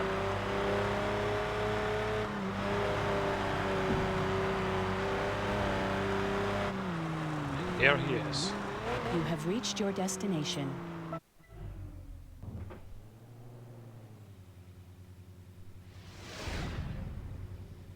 Got anything to say? No?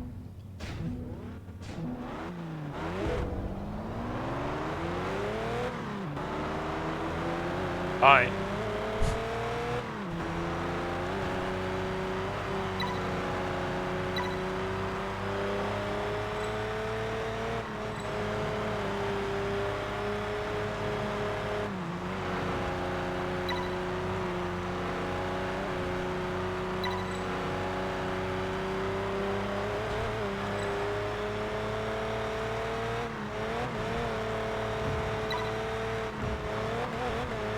In this deep B3 High Championship that we just did, Adam came second in the other Spiker, so we've already proven, not just ourselves, but by virtue of Adam as well, that the Spiker is the superior B3 car. So I don't even know what Chris wants with his Audi.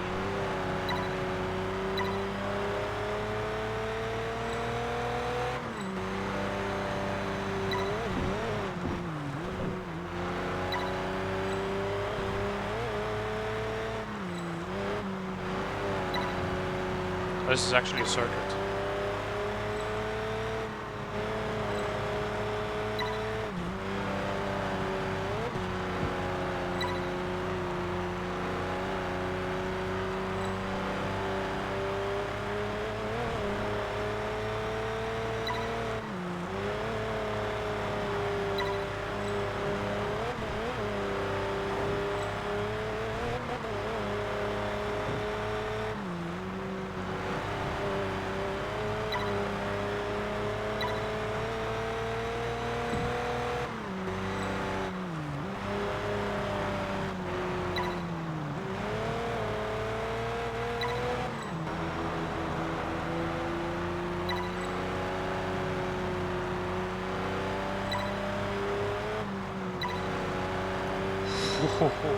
That was close to that tree.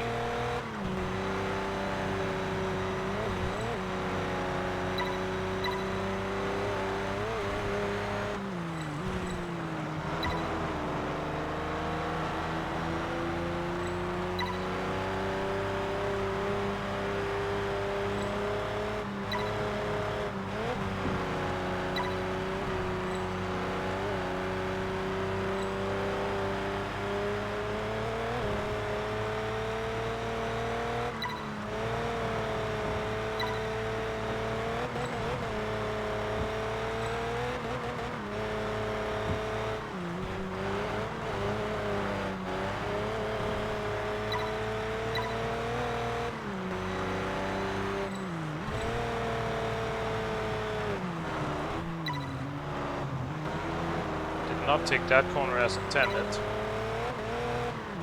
That's okay, we're far enough ahead.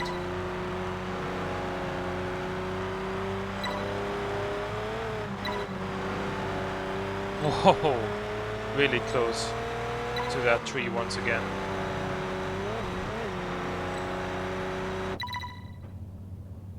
Alrighty, there we are. Damn!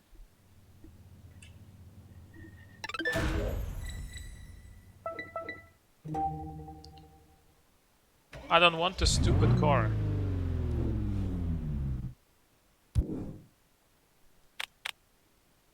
So where is this car stored? Here, probably, right?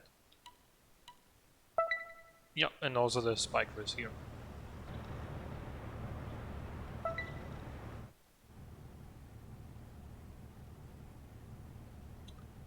So what car am I driving in next? I don't know yet, but I'm gonna I'm driving this for now. I'm gonna go.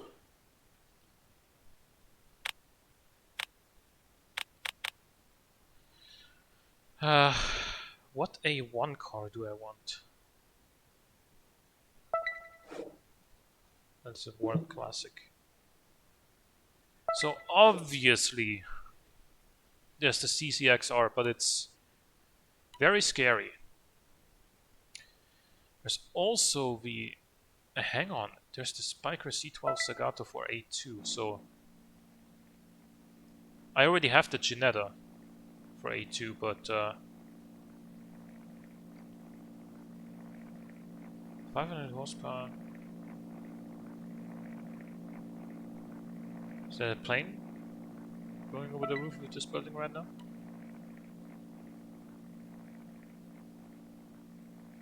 I think it is, yeah.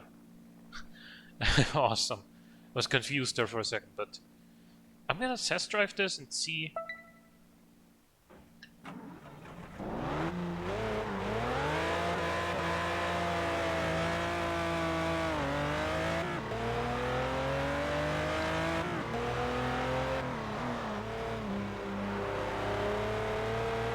This feels all-wheel drive,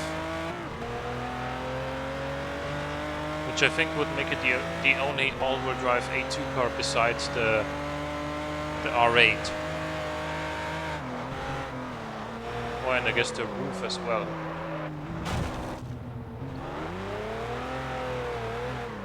Actually, this is rear-wheel drive. Okay. Yeah, I mean, I could have told that by how it launched too, but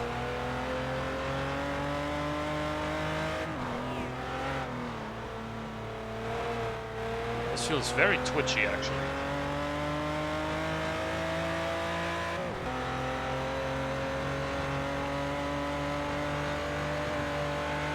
So I'm happy I've got the Ginetta, because that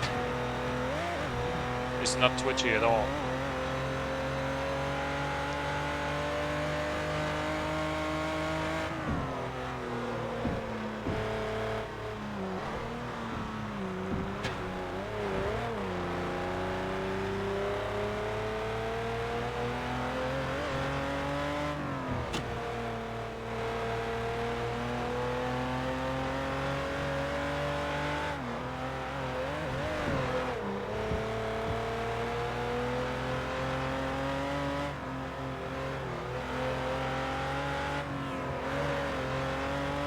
Love the way this looks, but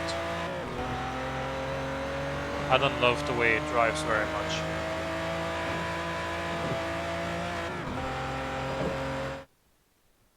Also, I still don't know how fast it is, but you know,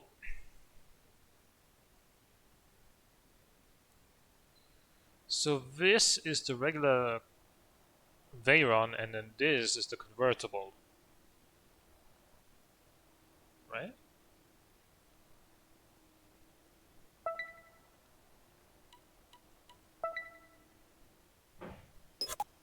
Yes.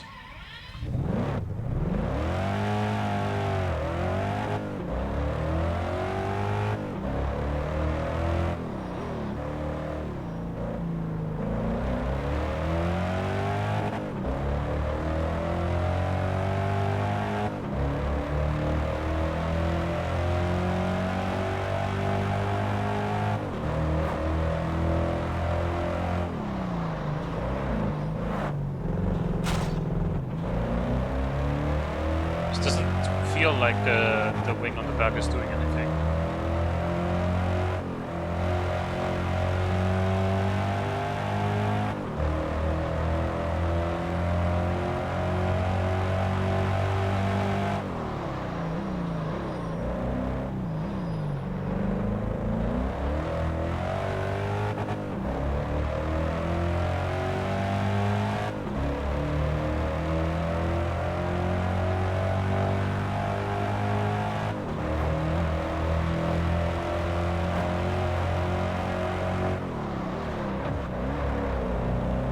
Wow.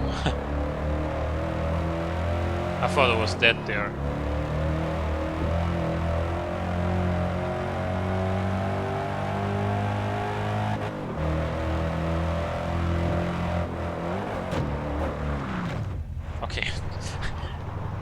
than now.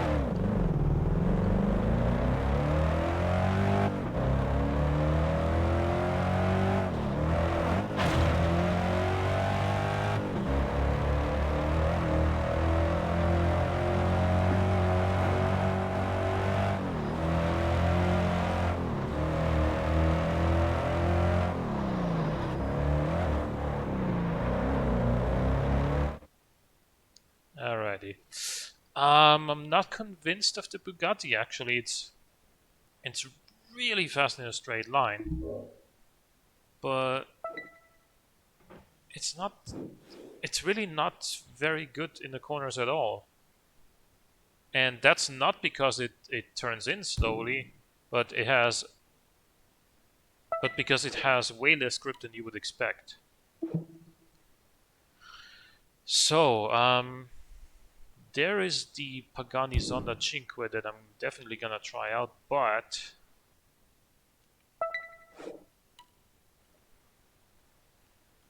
Scari A10 or the McLaren.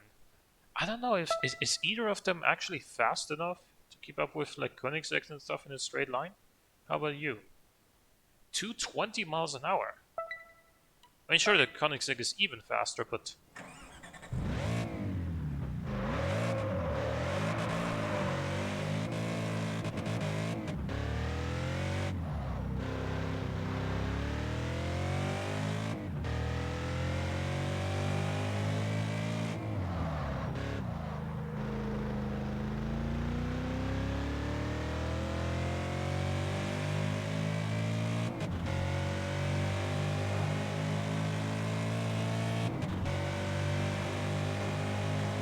sounds pretty crap though.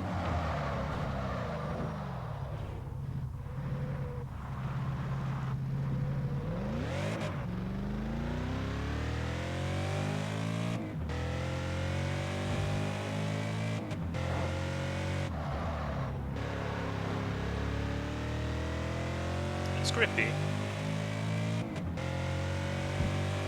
Let's see the actual straight line performance of this thing here.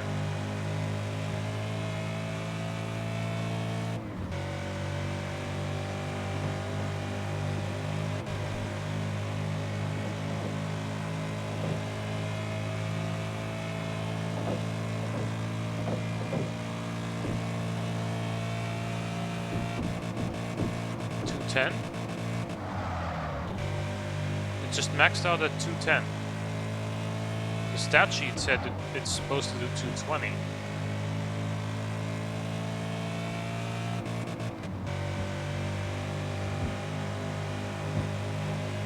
Well, 210 isn't... I don't think 210 is really enough.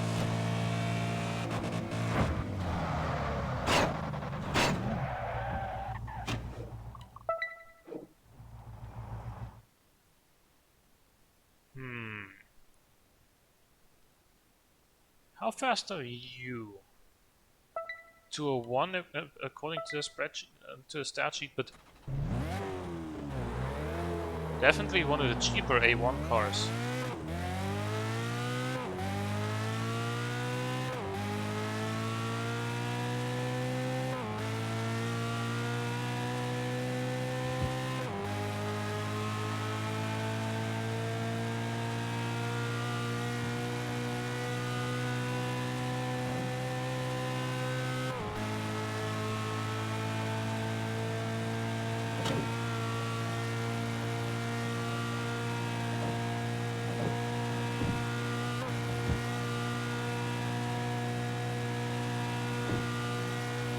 Very stable here in the high speeds.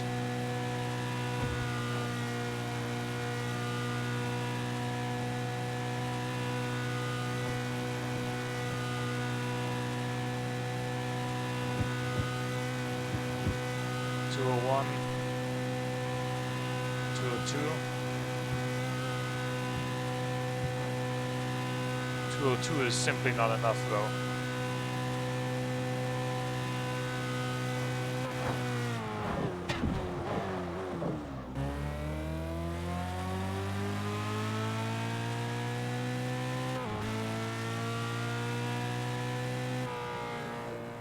Can this be tuned? If it can't, then it's unfortunately just a little bit too slow in the straights. It can be tuned though. Huh. I don't know.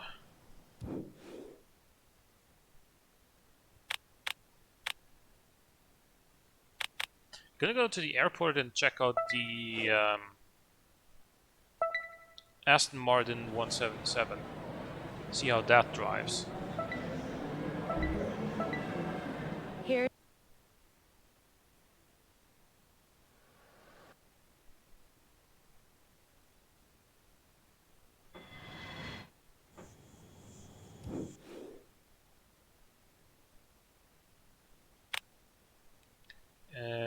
Where is the Aston Martin? There it is. And also, how much is it?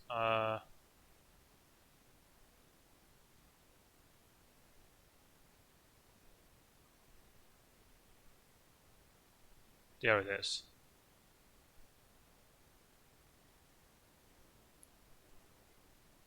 $220 according to the stat sheet. $1.47 million.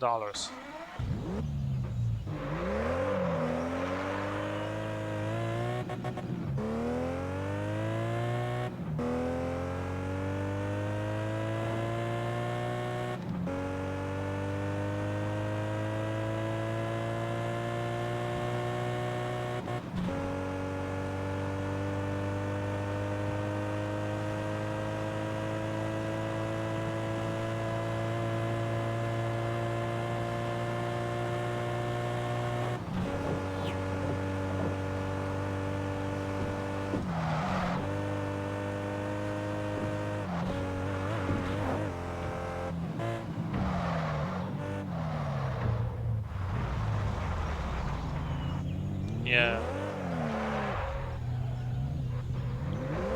I don't think this is gonna be the car.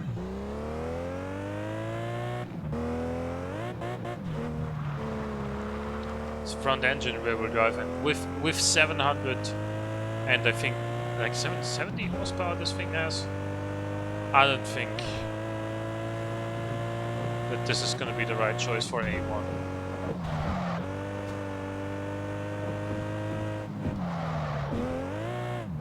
It's the coolest car in the game, in my opinion. Coolest looking, anyway. But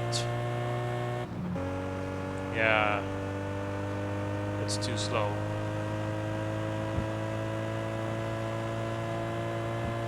He says going like 190 mile an hour down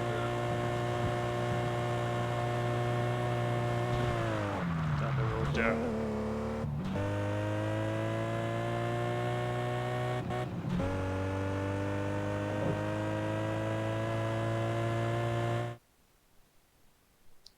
Can this be tuned? I think it can, can't it? But then again, if it's already gonna be nearly 1.5 million, or is it 700 horsepower?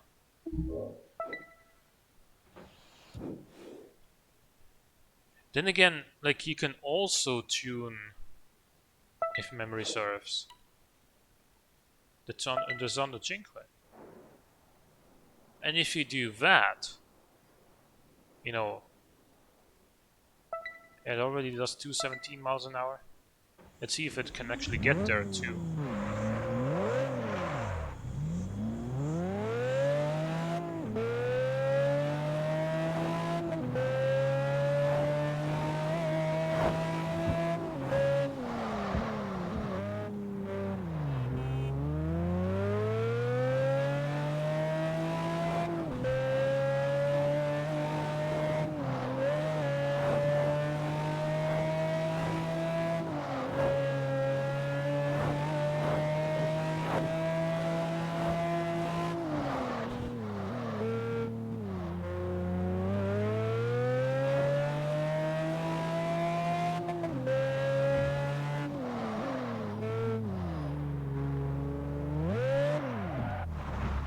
Oh yeah.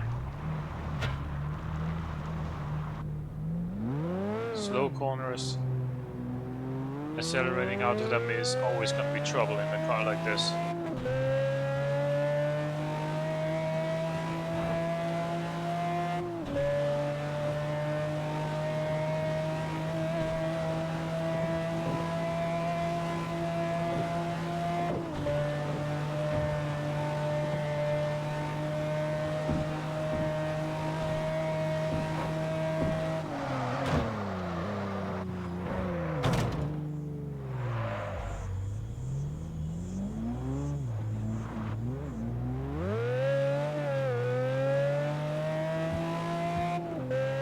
This feels like it goes for gears faster than the 177 though.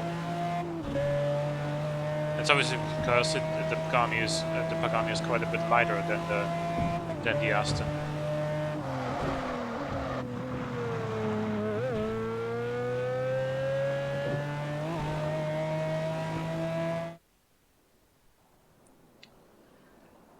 How much is this one?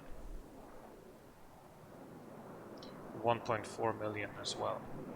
Jesus.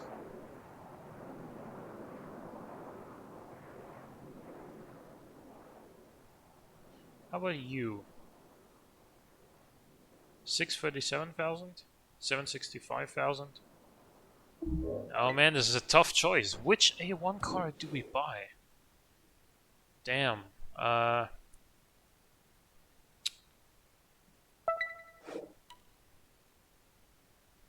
Yeah, I'm not gonna buy the Atom.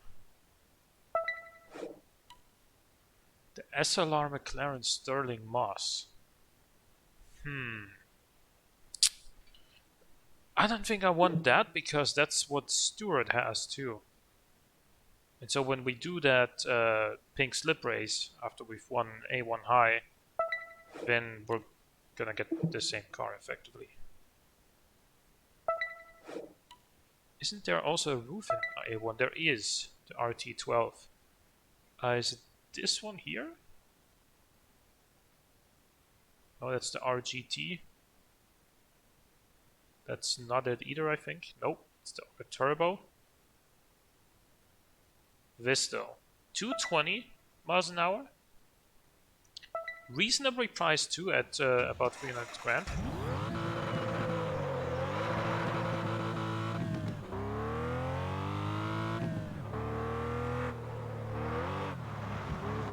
It's rear-wheel drive though.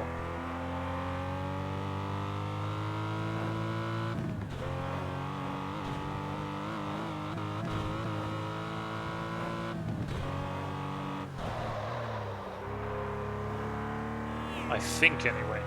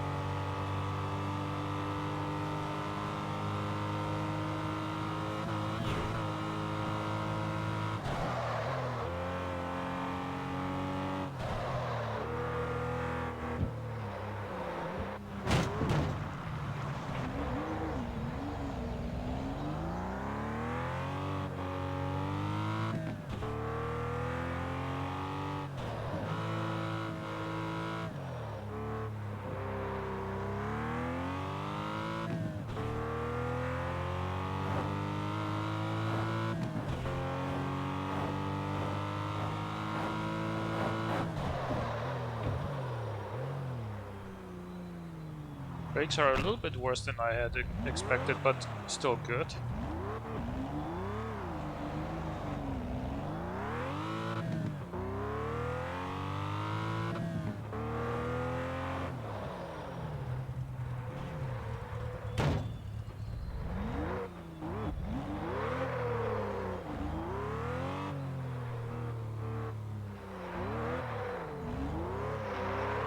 This is definitely rear-wheel drive. Okay, so the roof is really good. And I think you can tune it as well. The only trouble we have with this is that it's rear-wheel drive. But so is the Pagani, so is the Aston, so is the McLaren, the Ascari. Basically everything but the Bugatti in A1 is River Drive.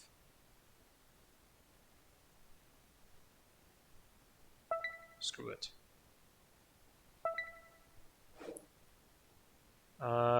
No choice for the rims. We do get the choice with the of the paint color though.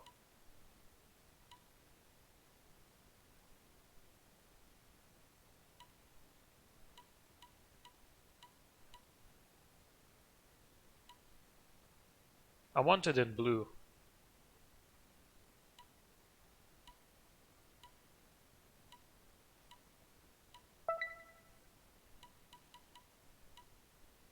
Blue interior as well.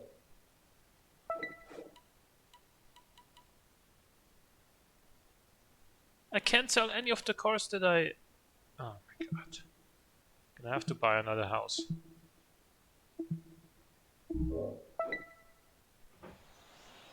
I can't sell any of the rivals cars for some reason. Well. And I don't want to buy another one here in Ibiza because I don't want to have to travel back and forth to get certain cars. And again, when I do an event, I can also just use whatever car. Here's your ticket. Have a nice trip. When I go enter an event, then I can also just choose the car there. Don't have to go back to Ibiza. So here, let us go to the real estate agency. What they've got.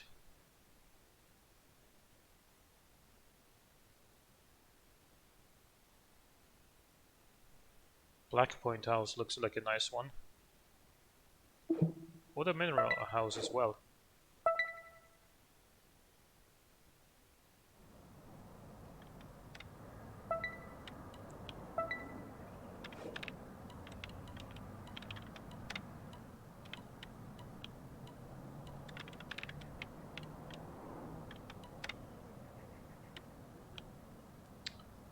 I'm gonna go take a virtual tour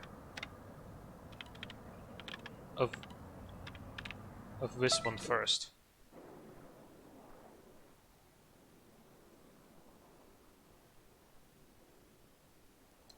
This is a more sort of antique style,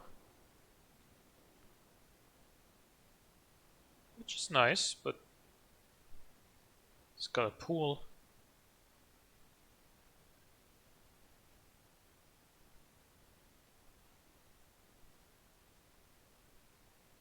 Three unused garages, may I point out, because the actual garage is here. Why is this the garage?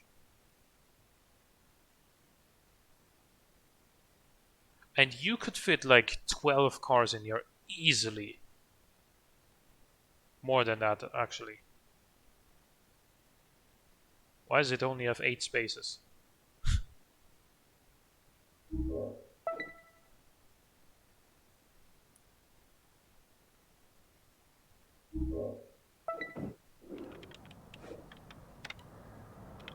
Now let's check out the mineral house.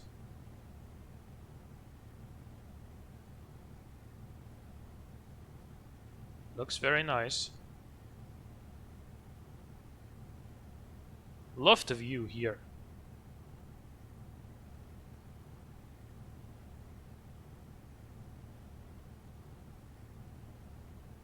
Got our own waterfall inside the house.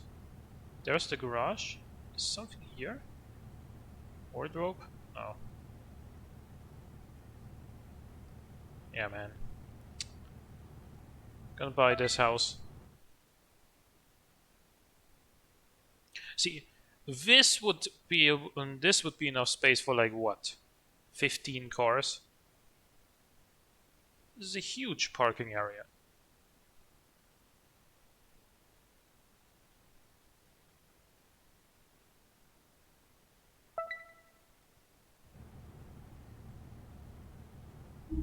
Yeah, I'm gonna buy this one. I know it's 1.5 million, but You won't our A1 regret car it. is only gonna cost 300 grand, so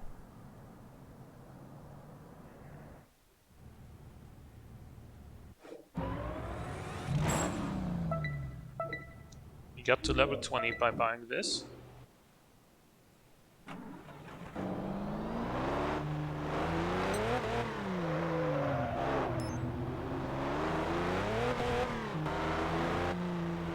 Oh yeah, I hate that about this house.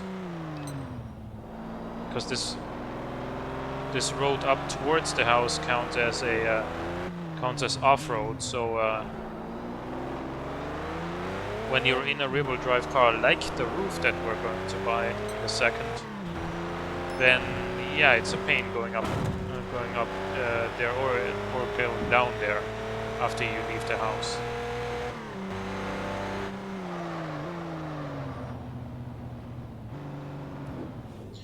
Do we have roof on this island discovered yet? I don't think we do.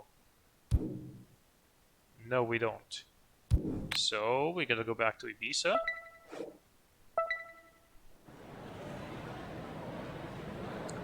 Buy the roof and then come back here.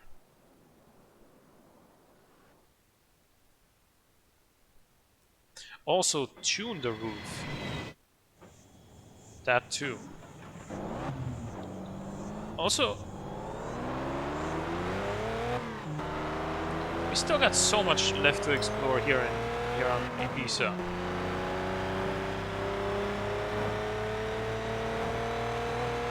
We've done all the championships, fair, but you know.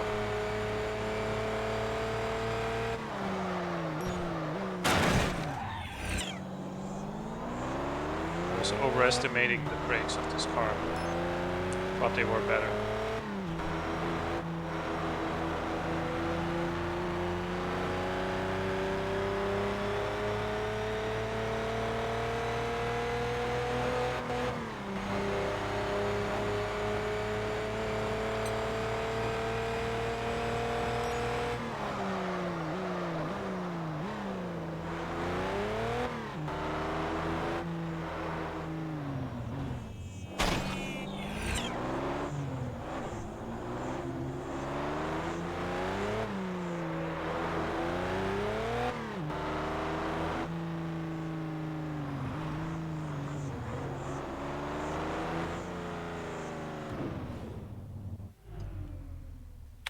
So let's get it.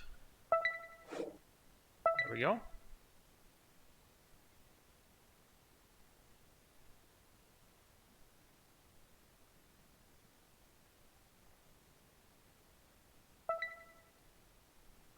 Buy this.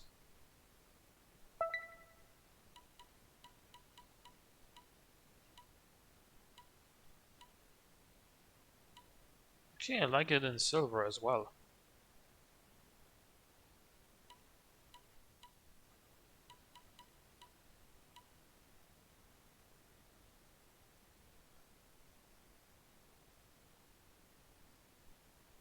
Orange too. I'm gonna buy it in orange.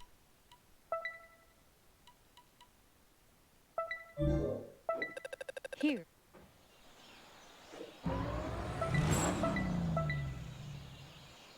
Okay. 5% discount on each vehicle.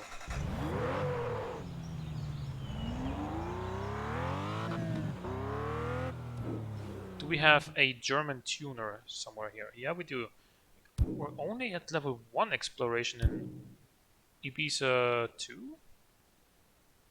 What's this? Man.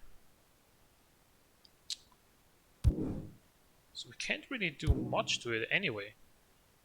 We can tune it to stage 1, but it's probably not even worth the money.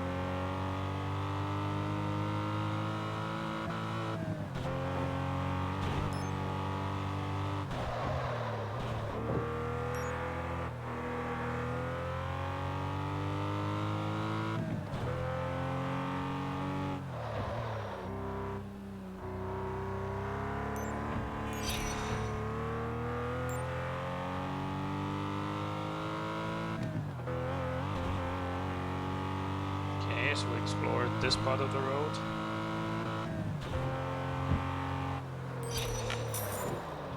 Wanted that for the little bit of cash. Let's go here. Still plenty of stuff to explore even in this area as well.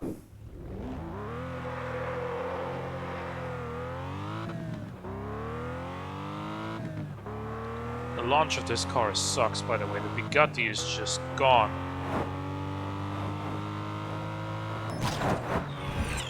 Next to this.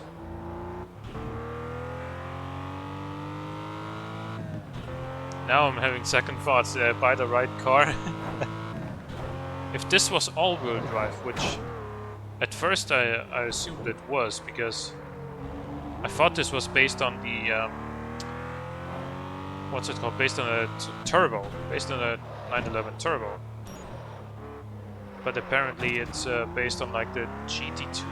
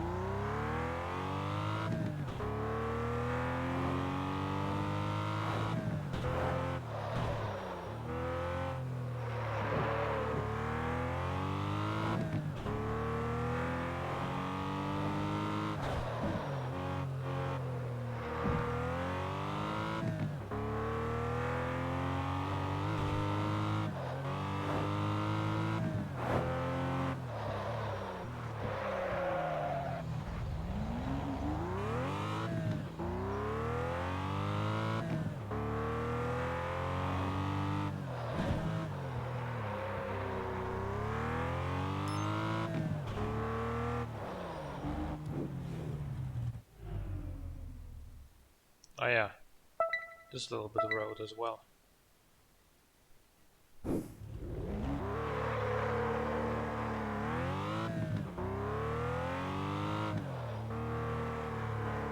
That launch is really gonna mess me up.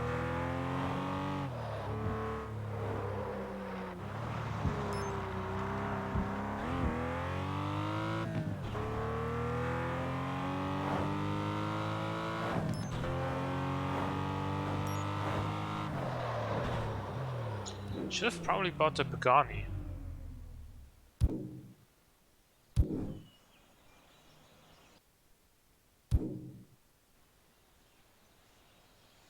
Let's get this little road.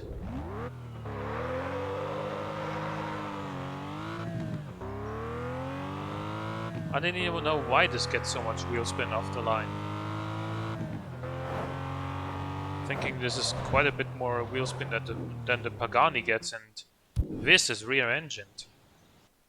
So if anything, this should launch better. Maybe first gear is just too short?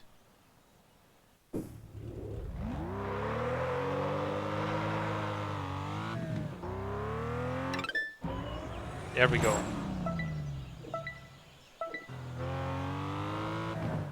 Now we're at level 2 exploration on Ibiza 2.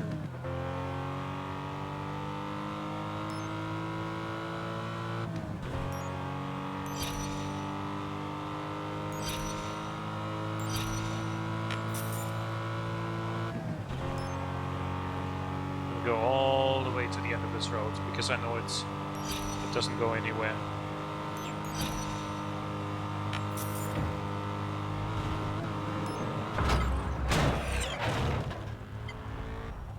Okay.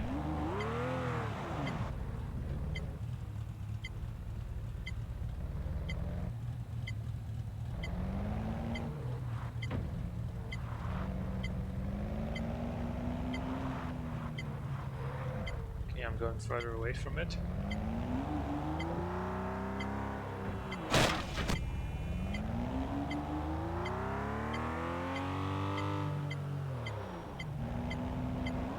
Go down here. It's behind the house, isn't it? Yeah, it is.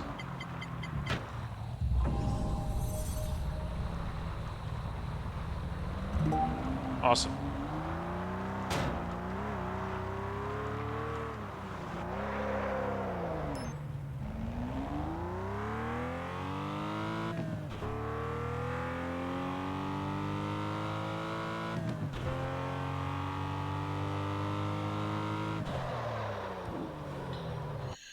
Good. Wait, hang on. There is a little piece of that road that I haven't explored yet. Now, I also want to see what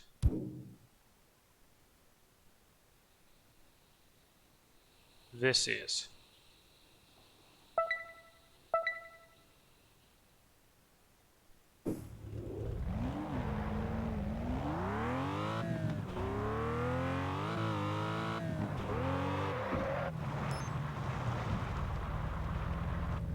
Also, I can go through those bushes, but not through others. This is just a windmill.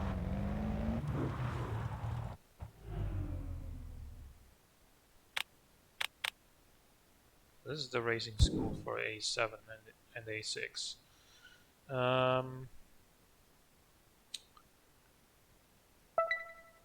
go here and explore a little bit more.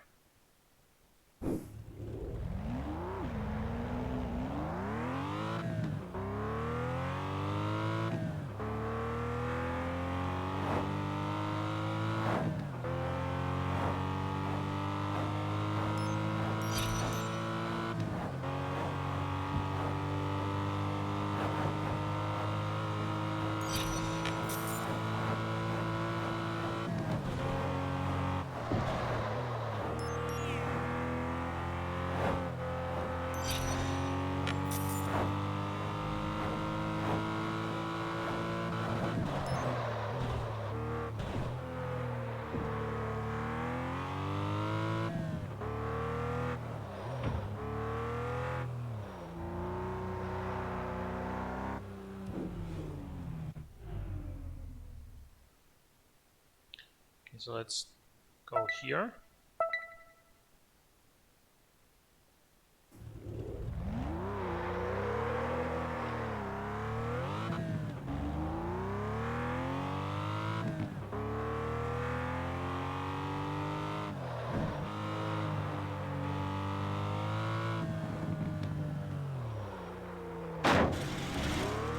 So we're gonna actually go all the way through here. Oh, almost all the way.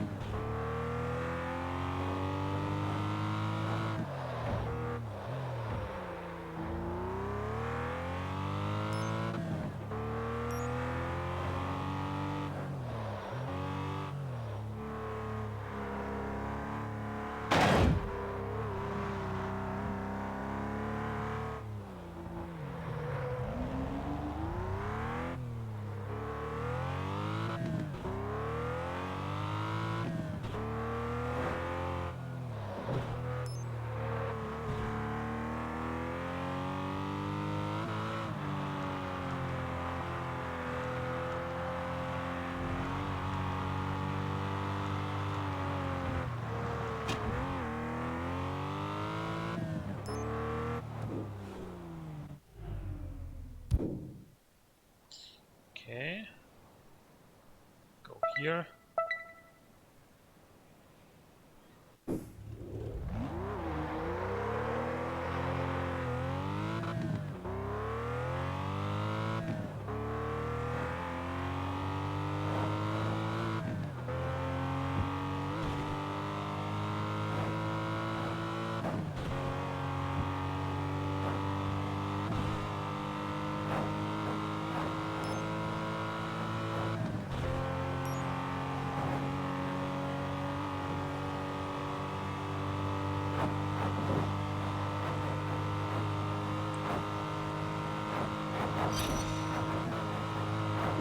This is how you get a lot of exploration done fast.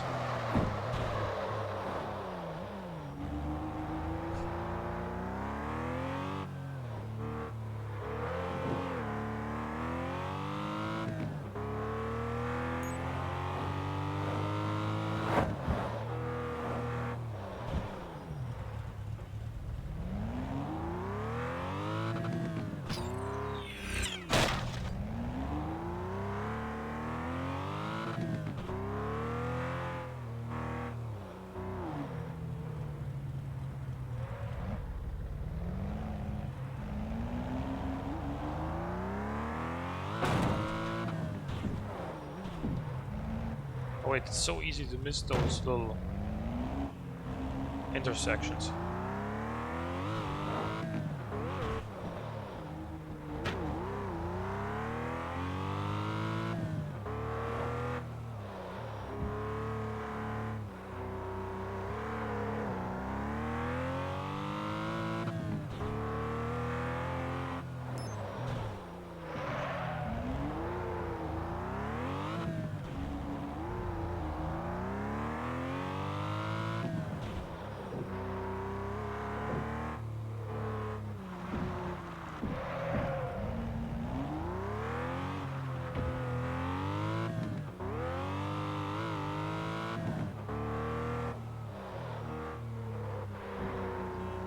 This is actually off-road, supposedly. Even though on the minimap it's blue like it's tarmac, but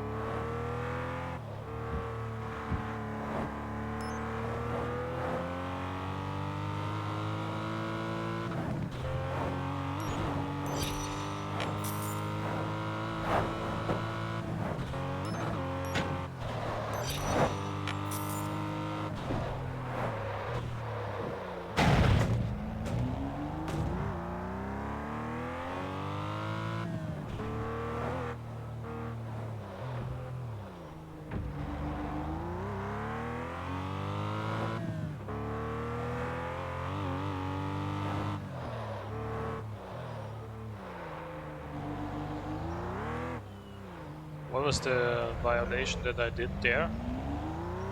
Not quite sure, but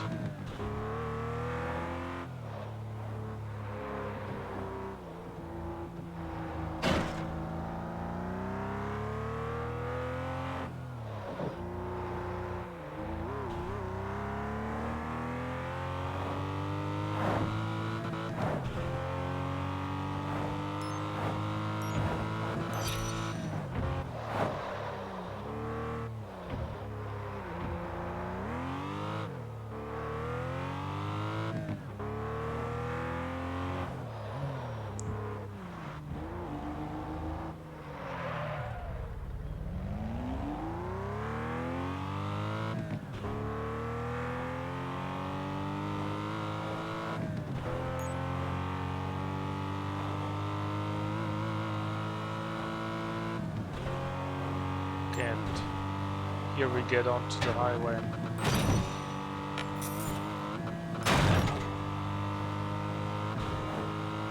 Alright, and from here we've already explored as well. Okay, good.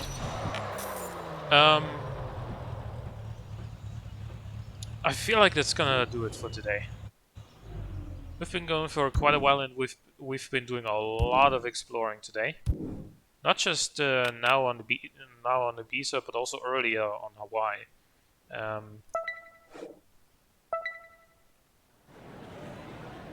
Actually, before I forget, not gonna leave Ibiza yet, because the reason I explored more here was because I wanted more available parts at the tuner, and here we are. Now I've got some. So this brings us up to 662 horsepower. Speed is gonna get us how many miles an hour? 8. Sure. Braking. It's gonna give us a little bit of extra braking. Okay. Sure.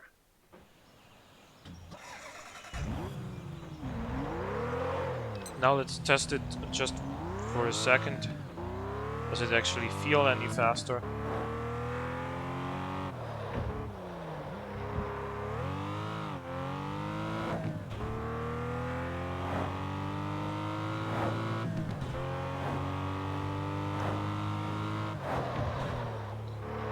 it feels maybe very, very slightly faster than before.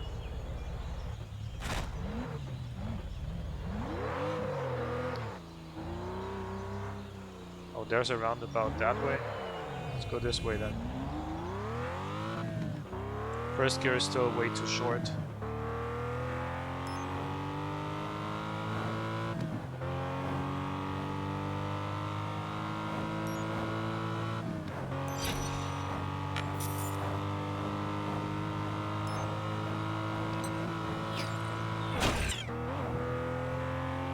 Okay, once you get into like 4th and 5th gear, it does feel a little bit faster than before.